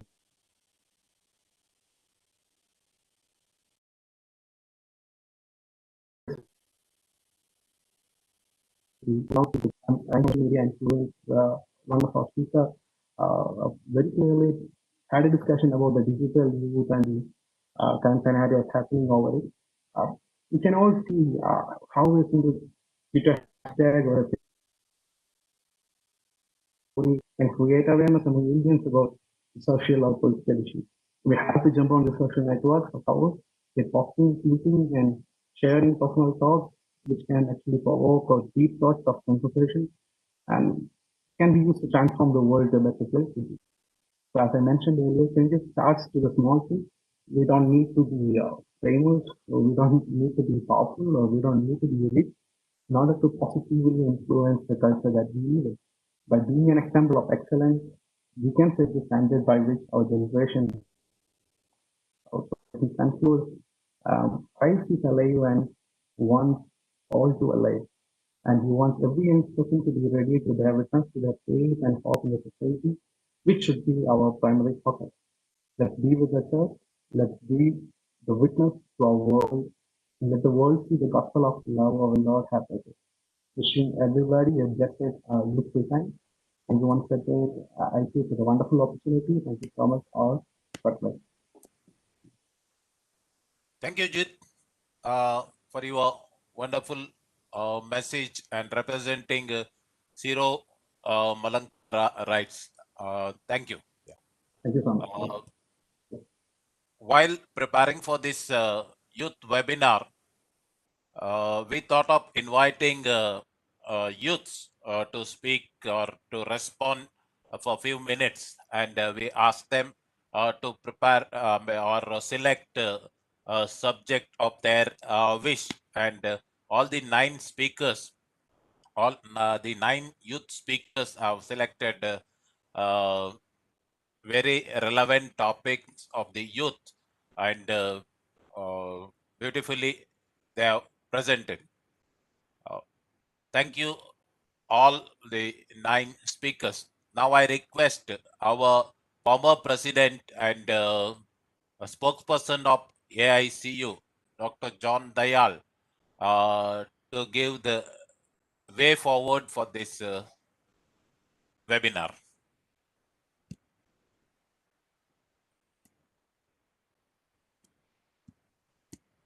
Thank you, National President. And thank you, each one of you who spoke. Each one of you kept time. In fact, you spoke less than you were supposed to. And that leaves us with a thirst for wanting to hear more from you. I think that is the highest compliment I can pay each one of you. In webinars, as in actual town hall meetings, usually we are left with a feeling that I wish the speaker had spoken less. I must begin by responding to that young woman's question. There were only 36 speakers, she said, 36 members listening to this webinar, and how she wished there were hundreds more, if not thousands. But do look at it this way. Look at it that the Catholic Union leadership was the one that was being educated, and we had 12 teachers. You look at it this way, and the world turns upside down. We have listened to 12 wonderful viewpoints, silos in a way, but wonderful viewpoints, pious, aggressive, outgoing, inward looking, educational, representational, and I would think aspirational. How often does the church leadership, from the 4 cardinals down to the parish priest, get to hear all of you? Seldom, if ever. Not in the parish council, not even in the youth meeting, where essentially there's a project, a program, something to do. And we all know how busy something to do can make us. The last thing that something to do does to us is to make us think. The webinars are designed to make the leadership think, the membership think, and the future leadership, that's you, think. Somebody said he was 27, and I was just wondering, should I tell him I'm 50 years older? That would still not make sense, because it would have to be a little more or a little less. Age is only a number, and you're as young as you want to be, as young as you want to learn. And so are rights. They are ways to get across the message of Christ. My old Archbishop Vincent, when asked by media, whoever else, about Christian unity and why are we so splintered and why there's a Catholic Church that is in 3 parts in India, but 29 parts the world over. And he says, maybe it is to ensure that we reach everywhere, every crevice, every nook and every corner. And that's about age also. It's to reach the message of Christ, the call of the Eucharist everywhere, to everything. Because each one of us, you at the beginning of your life and I in the last quarter of mine, would want it to reach to us. What does it mean? For there is a role in the church for each one of us, and there's a call for each one, a task, a job. And I think today's webinar is the most unique ICU has organized in COVID. In fact, even before COVID, it's the most unique meeting we've had when we've listened to the Northeast, to the South, to the Malankara, to women, to aspirations, to people who attended meetings in Rome, and people who should have spoken in Rome. How do I sum it up? Do I want to sum it up? No. I want each voice to stand alone, to be heard, to echo. And yet there are commonalities. And I think because we had heard about the Youth Synod, let me take you back 50 years ago to an actual larger council, the Second Vatican Council. I think it was after the formation of the Catholic Church, the most momentous thing that happened. What did it allow us to see? It took a long time. His documentations are still not translated in every language of the world, much less every language in India. What did it allow us to see? It allowed us to see a Catholic Church that was so diverse in skin colors, in languages spoken, in all sorts of other differences that there can be between man and man, man and woman. There were no women other than in the audience, the sisters who were fussing around and working and were in the secretariat. But it also brought about commonalities, and its decisions were momentous. Some decisions changed the way we worship. We now celebrate the Holy Eucharist in a mother tongue or any other language we wish to. It's the final manifestation of the Pentecost. We listen to the Word of God in a tongue we fully understand, not a tongue that we have learnt by rote. It also gave us a very large dimension. And some of you who have studied, who went to Synod in Rome and elsewhere, you know it even more possibly than I, because your training is fresh. But it also taught us that the church is not just worship, important though that is.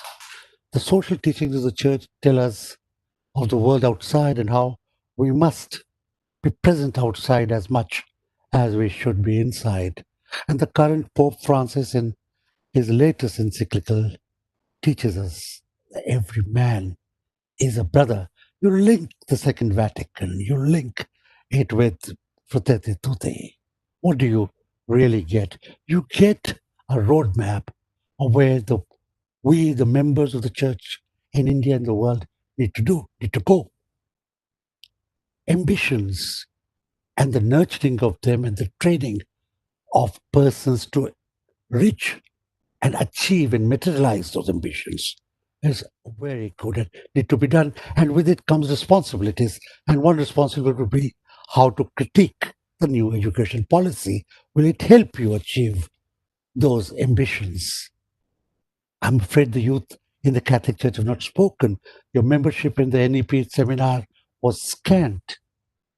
Still, it has to be debated and debated on a daily basis because that could kill the ambitions of an entire generation and a half of Catholic Union in particular and all other youth in general. But I just mention it as an example of how, even if you were to take it in one area, how important suddenly it becomes to be able to be aware of what is happening and to then represent us, represent the people of God and say, no, what you're doing is wrong. It is immoral. Somebody spoke of pornography. Pornography also comes in many kinds, Sexual pornography is one kind. Political pornography is as innovating, it also eats up our vitals, impacts our brain, and does damage not to marriages, but to society, which is a marriage between people, a pact to live together.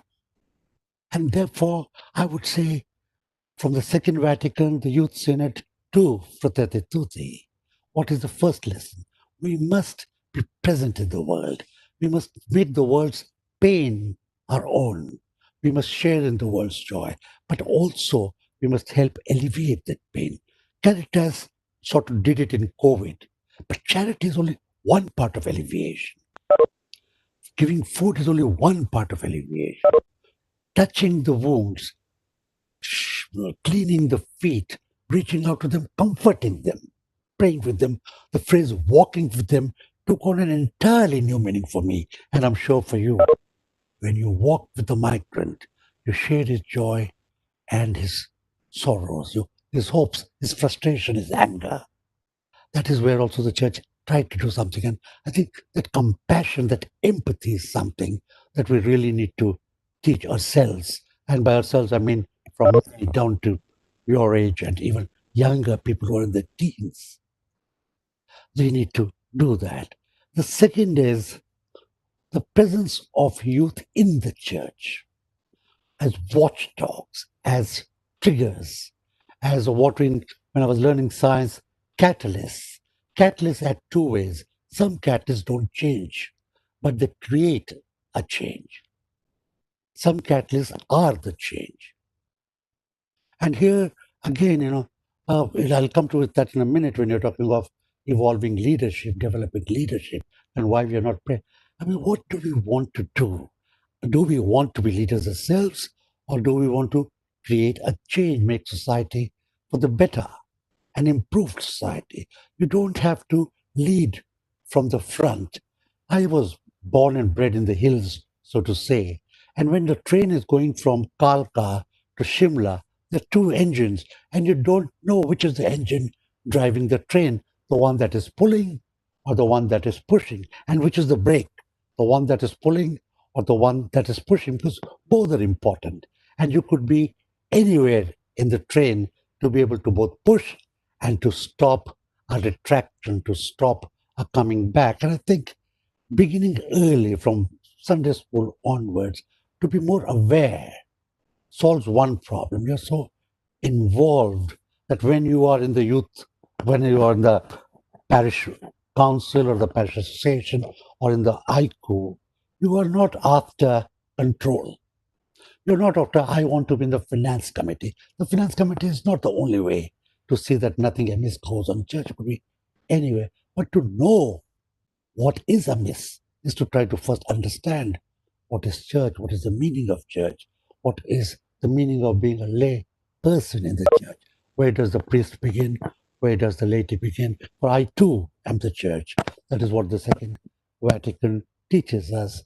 The third thing I wanted to talk to you was in some more detail is about, again, the concept of political leadership. There was a sense of anguish. We are not there in the political sphere. I used to be a political journalist of, I must say, some reach. I'm not saying influence, but some reach, because I was where I was, an editor in Delhi. And come election time, and Catholics in particular, and Christians in general from all over the country would send me their CVs. Could you please speak to your good friend Sonia Gandhi and get me a ticket for a seat in the Lok Sabha? And I used to ask them, have you ever been active in your panchayat?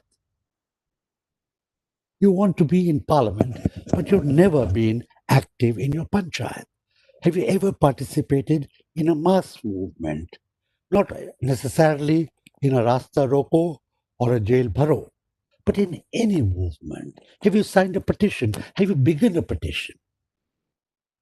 Have you collected signatures? Have you assessed? Have you conducted a survey? What is the quotient of hunger in your district, not only among Catholics or among Christians, among all people? Have you been politically aware? Do you have a political skin antenna? Does the body hair rise when you see people hungry? afraid when you see a police atrocity. Are you socially alive? You're not socially alive. You're not active at the grassroots. You're not a secular person.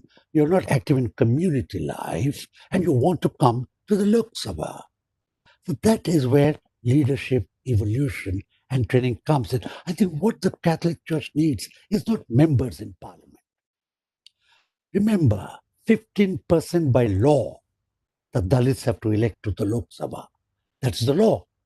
And 7.5% from the tribals. That's 22%. That's more than a fifth of Parliament is Dalit and tribal. And yet, even in Parliament, they're voiceless. Why are they voiceless?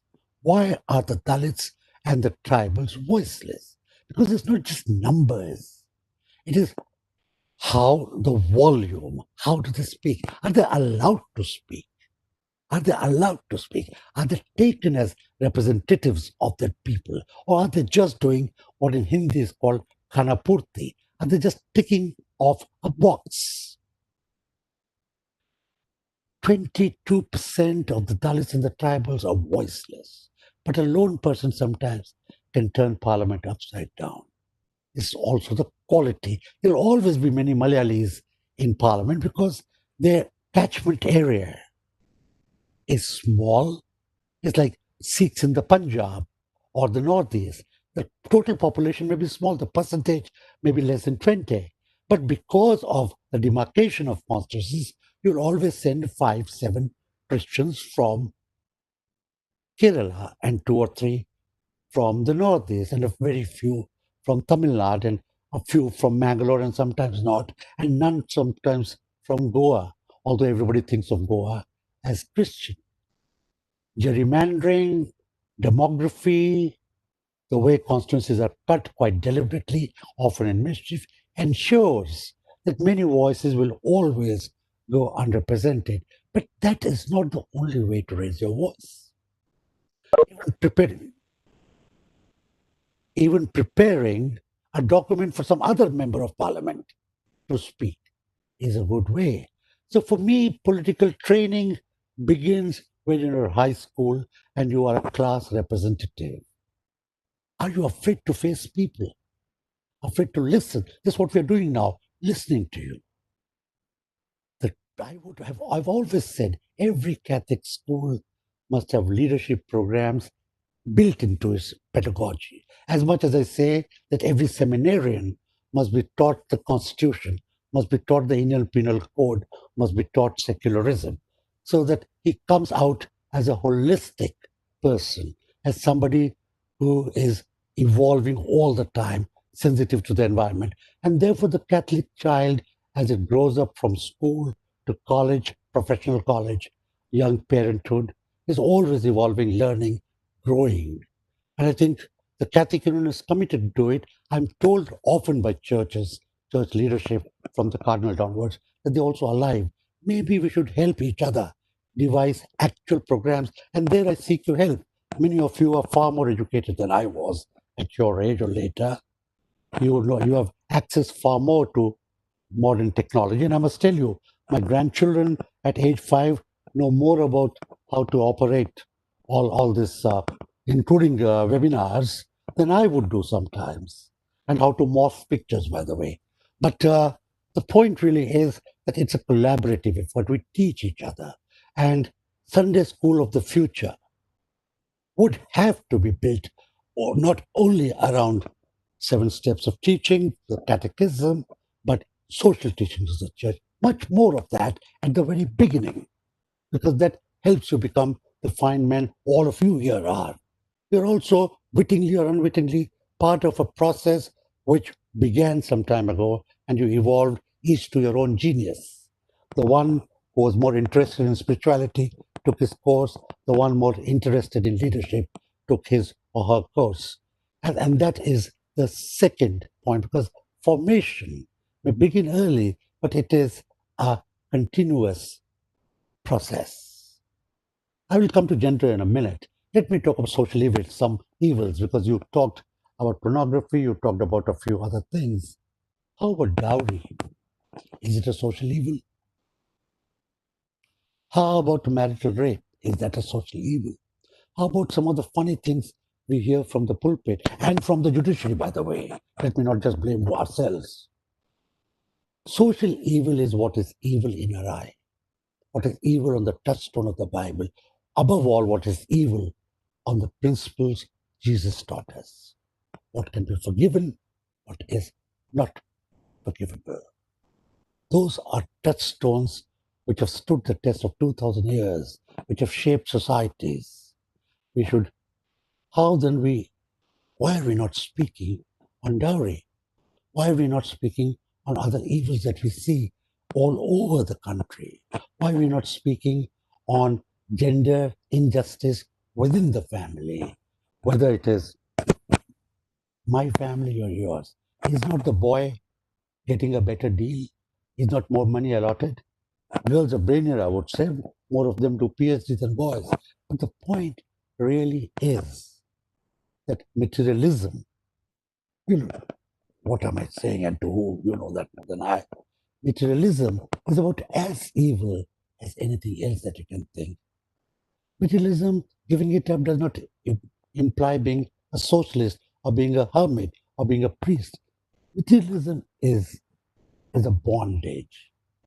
We must learn without cutting into our aspirational lead not to be as materialistic as we want to be. So let us define social evils in a much larger framework than we want to do and not focus it only on X or Y or Z. Now let me come to gender. The CBCI and the Catholic Union and the religious are we are committed to zero, bar none, zero tolerance to sexual violence of any sort, any magnitude in the church, in primary school, in Sunday school, in women congregations and male congregations, in seminaries, in parishes, and in bishops' offices. Do we practice it? Do we practice it when we talk of the outstanding Christians who stand outside during the homily, let me say? I think we need to ingrow gender justice. It is something that both comes out of your own heart and the family which has brought you up, as much as what we absorb from the others. Lastly, we have talked in silos. Let us remember, the world is intersectional. I would not want to be a Catholic who is just a Catholic or just a Christian. How do we take others' pains? I began by saying that. Others' pains and absorb it as ours.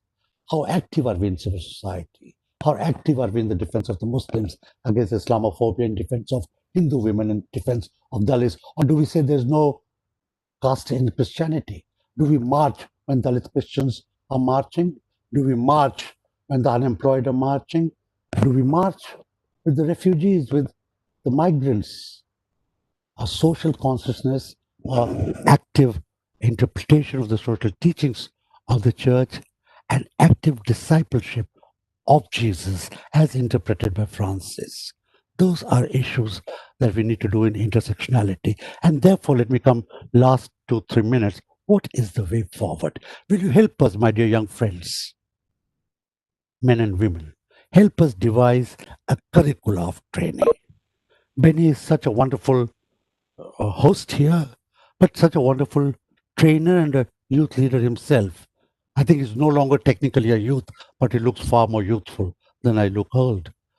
Can you help us define and design a curricula valid for the next 10 years? Not only for the Catholic Union, because some of us, including our president, who now looks like an Old Testament sage, we have a voice.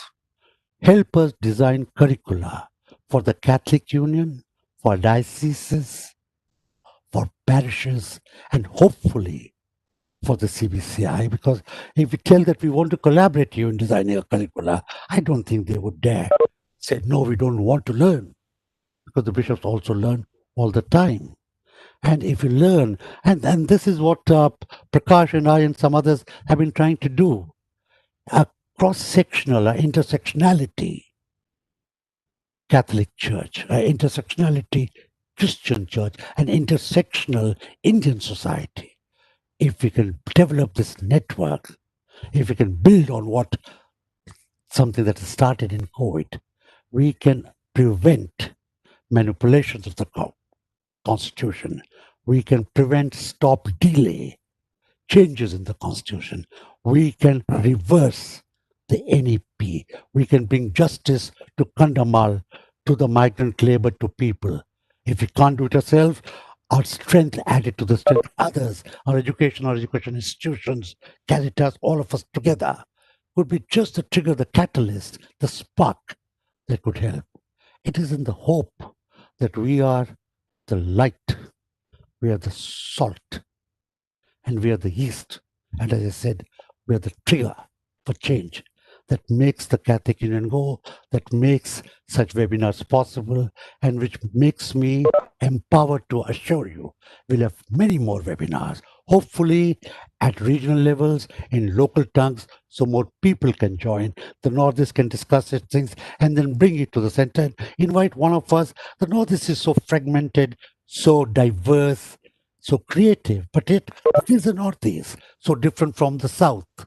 And that is this collective phenomena. I could describe it in physics and even in chemical terms, but you understand what I'm saying. There's many models that weave together. Let us work together to build a better church, a better India, a better tomorrow. I was so grateful. Small you were, small we were, but I learned much and refreshed much in the last hour and a half, listening to you, listening to the dynamism in your voice, listening to the smell of youth. How do you listen to a smell? I don't know. But your voices had a timbre which my aging, tired voice does not have, and that invigorates me. Please accept my gratitude and my thanks.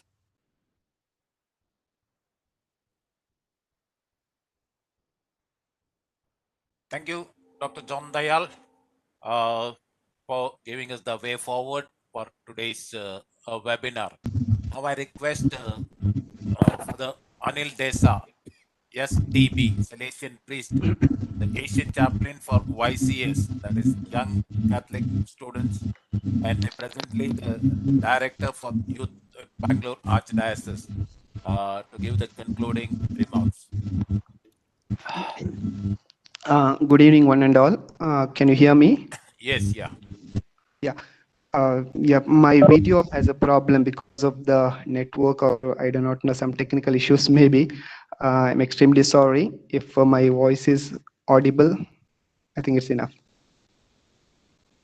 Yeah, yes, yeah. Yeah, you're audible, yes, yeah. Yeah, very much so, Yes, Father, yes, yeah. Very clearly, very clearly. Yeah. Okay, sure. Thank you. All the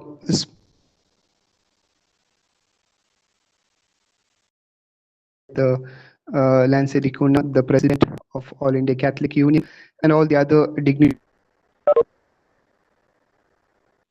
Bishop Henry, and all others, good evening. And first of all, congratulations to the All India Catholic Union for having organized this webinar, which is the need of the hour, on the topic strengthening the church and serving the nation, challenges and opportunities. Surely a way for action towards coming together for a better, peaceful society, the church in India. It was a very thought-provoking keynote address by Reverend Father Prakash Lewis, SJ, was not just speaking in the air, but speaking out of his ground experience being an activist. And it was really thought-provoking, and it prompted the young people to speak up. Hats off to all the young speakers who shared their thoughts on the topic to the best of their ability and sincerely. It was open sharing. And listening to you, now we are rest assured that our future is bright. A clear pathway was shown by Dr. John Dayal. Of course, towards the end, I had some net issues I was not able to hear in his presentation on way forward. In fact, he has synthesized today's webinar through his reflective words. And now wrap up the proceedings of today's webinar and point key points as the deliberations of this webinar. I must admit that I will not be able to make a scientific fair appraising of today's profound sharing of knowledge and experience that has taken place for the past few hours. Nevertheless, attempt to bring up key points as a fruit of this webinar. Youth representatives across the country put their minds together to discuss on the pertinent topic affecting each one, and particularly the Catholic youth, the future and present of India. All India Catholic Union spearheaded the organizing of the webinar, the topic already mentioned, on 18th October 2020, hosted by Bombay Catholic Sabha, Cisco WebEx virtual meet. The dynamics of the webinar could be described as coming together for awareness on present situation in India, in the church, reflection on the same, and the course of action to change the situation. That is, see, judge, and act. Let me go directly to the few key points. Some of the challenges enumerated by the young people and the speakers are the following. India, land of peace and harmony, has fallen prey in the hands of the predators who are supposed to be protecting our country. The vested interest of the ruling class has downgraded constitutional values and replaced them with the petty issues. Since youth are able to empathize with the present day discrimination and the problems of the society, face myriads of socio-economic problems. Sometimes they lack basic necessities for them to bloom. Addiction to various unhealthy habits, bullying in the schools and colleges, inability to manage life due to lack of proper life skills, lack of active socio-political participation of a youth, and lack of opportunity for it. It is also triggered due to Catholic youth who are mostly centered around the church and not in political arena. Lack of equal opportunities for quality education, employment, and lack of career opportunities. Isolation of young people from the real world due to the challenges posed by the digital world. Polarization of youth and society due to fake news and misuse of against the most vulnerable in the society, particularly the women. Discrimination due to region, caste, religion, language, and geographical conditions. And from the part of young people, pursuit of fleeting pleasures make the youth incompetent to be the best they could be. Lack of interest in spiritual activities and the church make youth or young people drift away from the church and from the values the church holds. These were some of the challenges listed by the speakers. Coming to the opportunities, there's a good news for the Catholics in our country. There are so many opportunities to be the salt and light of the earth. It was pointed out that youth are not just future of the society, the present of the society. There are so many youth associations and the like-minded support groups among Catholics are the biggest asset. The Synod on Youth convoked by Pope Francis was a great effort from the Church to hear the voice of the youth and give the youth an opportunity to be in the forefront of the Church and society. The document followed by it, the Christus Vivit, is a guideline for the youth and the youth animators to accompany the youth in creating opportunities for the youth to rise and shine. A lot of opportunities for the youth are created to be the leaders in the church and society. Youth are gifted with the numerous talents and gifts. Creative expression, solidarity with the disadvantaged, dynamism, and commitment to the social cause are the characteristics of the young people.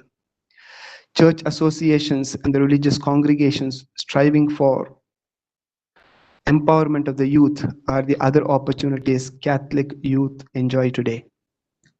Burning faith in God and humanity due to the constant guidance of the lay leaders, elders, priests, and religious, which instill the hope that Jesus is alive and will walk with them in all their struggles. Finally, the actions suggested by the speakers to overcome the challenges are the following. There is a need for unity among the like-minded associations to bring the like-minded associations under one umbrella so as to be effective campaigners for peace and harmony in the society. Youth need to be updated and informed about the programs and schemes of the governments. Awareness of the need of coming together for upholding constitutional values for the cause of the least and the last of the society. There's a need for shared responsibility and greater involvement of the youth in the church and society. Need for being with the God and encountering God in the daily life through sacraments and the word of God. There's a need for heeding the Christian call to love God and to love one another or love one's neighbor. Will sort out most of the issues. Accompanying the youth, just like Jesus accompanied his disciples in his Jesus movement, would be the call for all the young people and the adults. And there is a need for being active in every sphere of life of the young people. So these are the few outcomes or the key points that I could list from the webinar today. And finally, I would conclude with quoting Gandhi, who said, "Be the change that you seek to see in the society."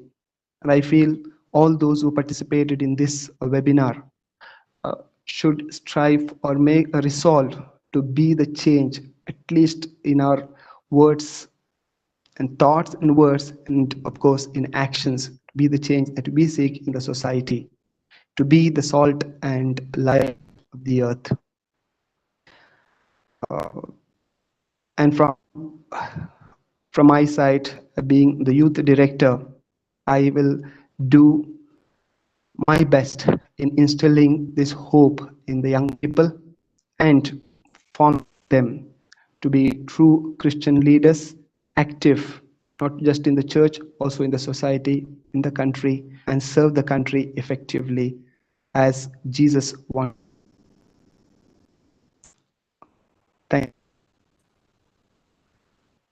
Thank you, Reverend Father Anil Desa, for the concluding remarks.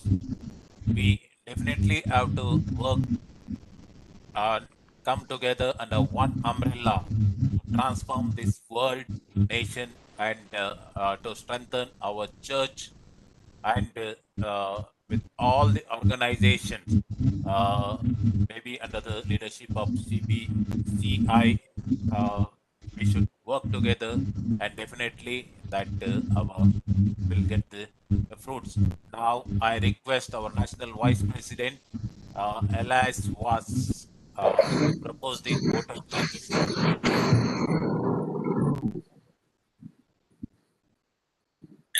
Thank you, Nancy. Good evening to all my brothers and sisters in Christ. The pandemic has forced us to maintain physical distancing, but in many ways it has brought us together. Technology helped us bridge the gap in many areas. The youth webinar today is another example, strengthening the church and serving the nation and the challenges and opportunities that it presents us. Our President Lancy Dicuna has been very dynamic to convert the constraint into an opportunity. We have moved so effectively and effortlessly from physical conventions and meetings to online webinars. The evening covered a beautiful array of topics, from the spiritual realm to practical ground, actionable points, from intellectual ideas to simple work at grassroots. On behalf of the All India Catholic Union, I would like to express my gratitude to the Bombay Catholic Sabha team for providing the infrastructure, that is the WebEx video conferencing facilities. Thanks to the president of BCS, Rafael D'Souza, Lawrence, and other members of the Bombay Catholic Sabha. Thanks to BCS also for the beautiful rendition of the AICU anthem. We were well guided through the day by the moderator, Benny Anthony from Kerala. Unfortunately, he had some connectivity issues. We express our gratitude to Most Reverend Bishop Henry D'Souza, Bishop of Bellary, for spending time with us, however brief. Thank you, Your Grace. We express our thanks to Reverend Father Prakash Louis. Father, your covering the topic with so much depth in such a short time was well appreciated. Thanks to Ms. Jyotsna D'Souza, President ICYM, for covering the topic of challenges and opportunities for youth. Dr. Krishnakar Kummari from Telangana for today's challenges of the youth. Yes, expressing gratitude to Mr. Percival Holt for speaking on the Youth Synod Christus Vivit. Our thanks to Vivisha Montero from Mangalore for talking on youth psychology. Sijo Ambat from Kerala for speaking on youth and politics. Mr. James D'Souza from Gujarat for speaking on cyber youth. Prince George from Mumbai for covering the topic gospel youth. Ms. Jenny Joy from Delhi for speaking on the role of youth in women empowerment. Mr. Mevan Shah Nagrom for talking on the challenges and opportunity of the youth from the Northeast. Jit John Francis from Trivandrum for talking on the challenges and opportunities of the youth for the day. A big thanks to our evergreen Dr. John Dayal for speaking on the way forward of how we can create this discussion into some actionable points in which we can use them for the betterment of Christianity and the nation at large. Thanks to Reverend Father Anil Disa, who so wonderfully summarized the deliberations of the day in his concluding statement. And finally, a big thanks to all the members who participated in today's webinar as panelists, as members in the webinar, and to all those of you who are watching the webinar on YouTube. Thank you very much, and may God bless us all. Thank you, Elias Was. My special thanks to Alexio Fernandez, Alvin Furtado, and Vinod Norona for the all efforts put behind this webinar. Thank you, Alvin, Alex, and Vinod. Yeah. With this, I think we will end up this webinar. Thank you, one and all, and thank you all. This will be live telecasted in YouTube. You can watch in YouTube. Yeah, thank you. Lanchi, you can announce. You can announce the webinar. Next Sunday, 25th, we are having the webinar on women. We request you to participate in that also. We will send you the link. Thank you.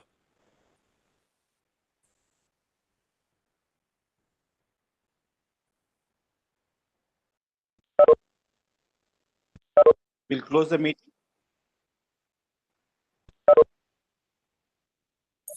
Yeah, yes, Alvin, yeah. Thank you.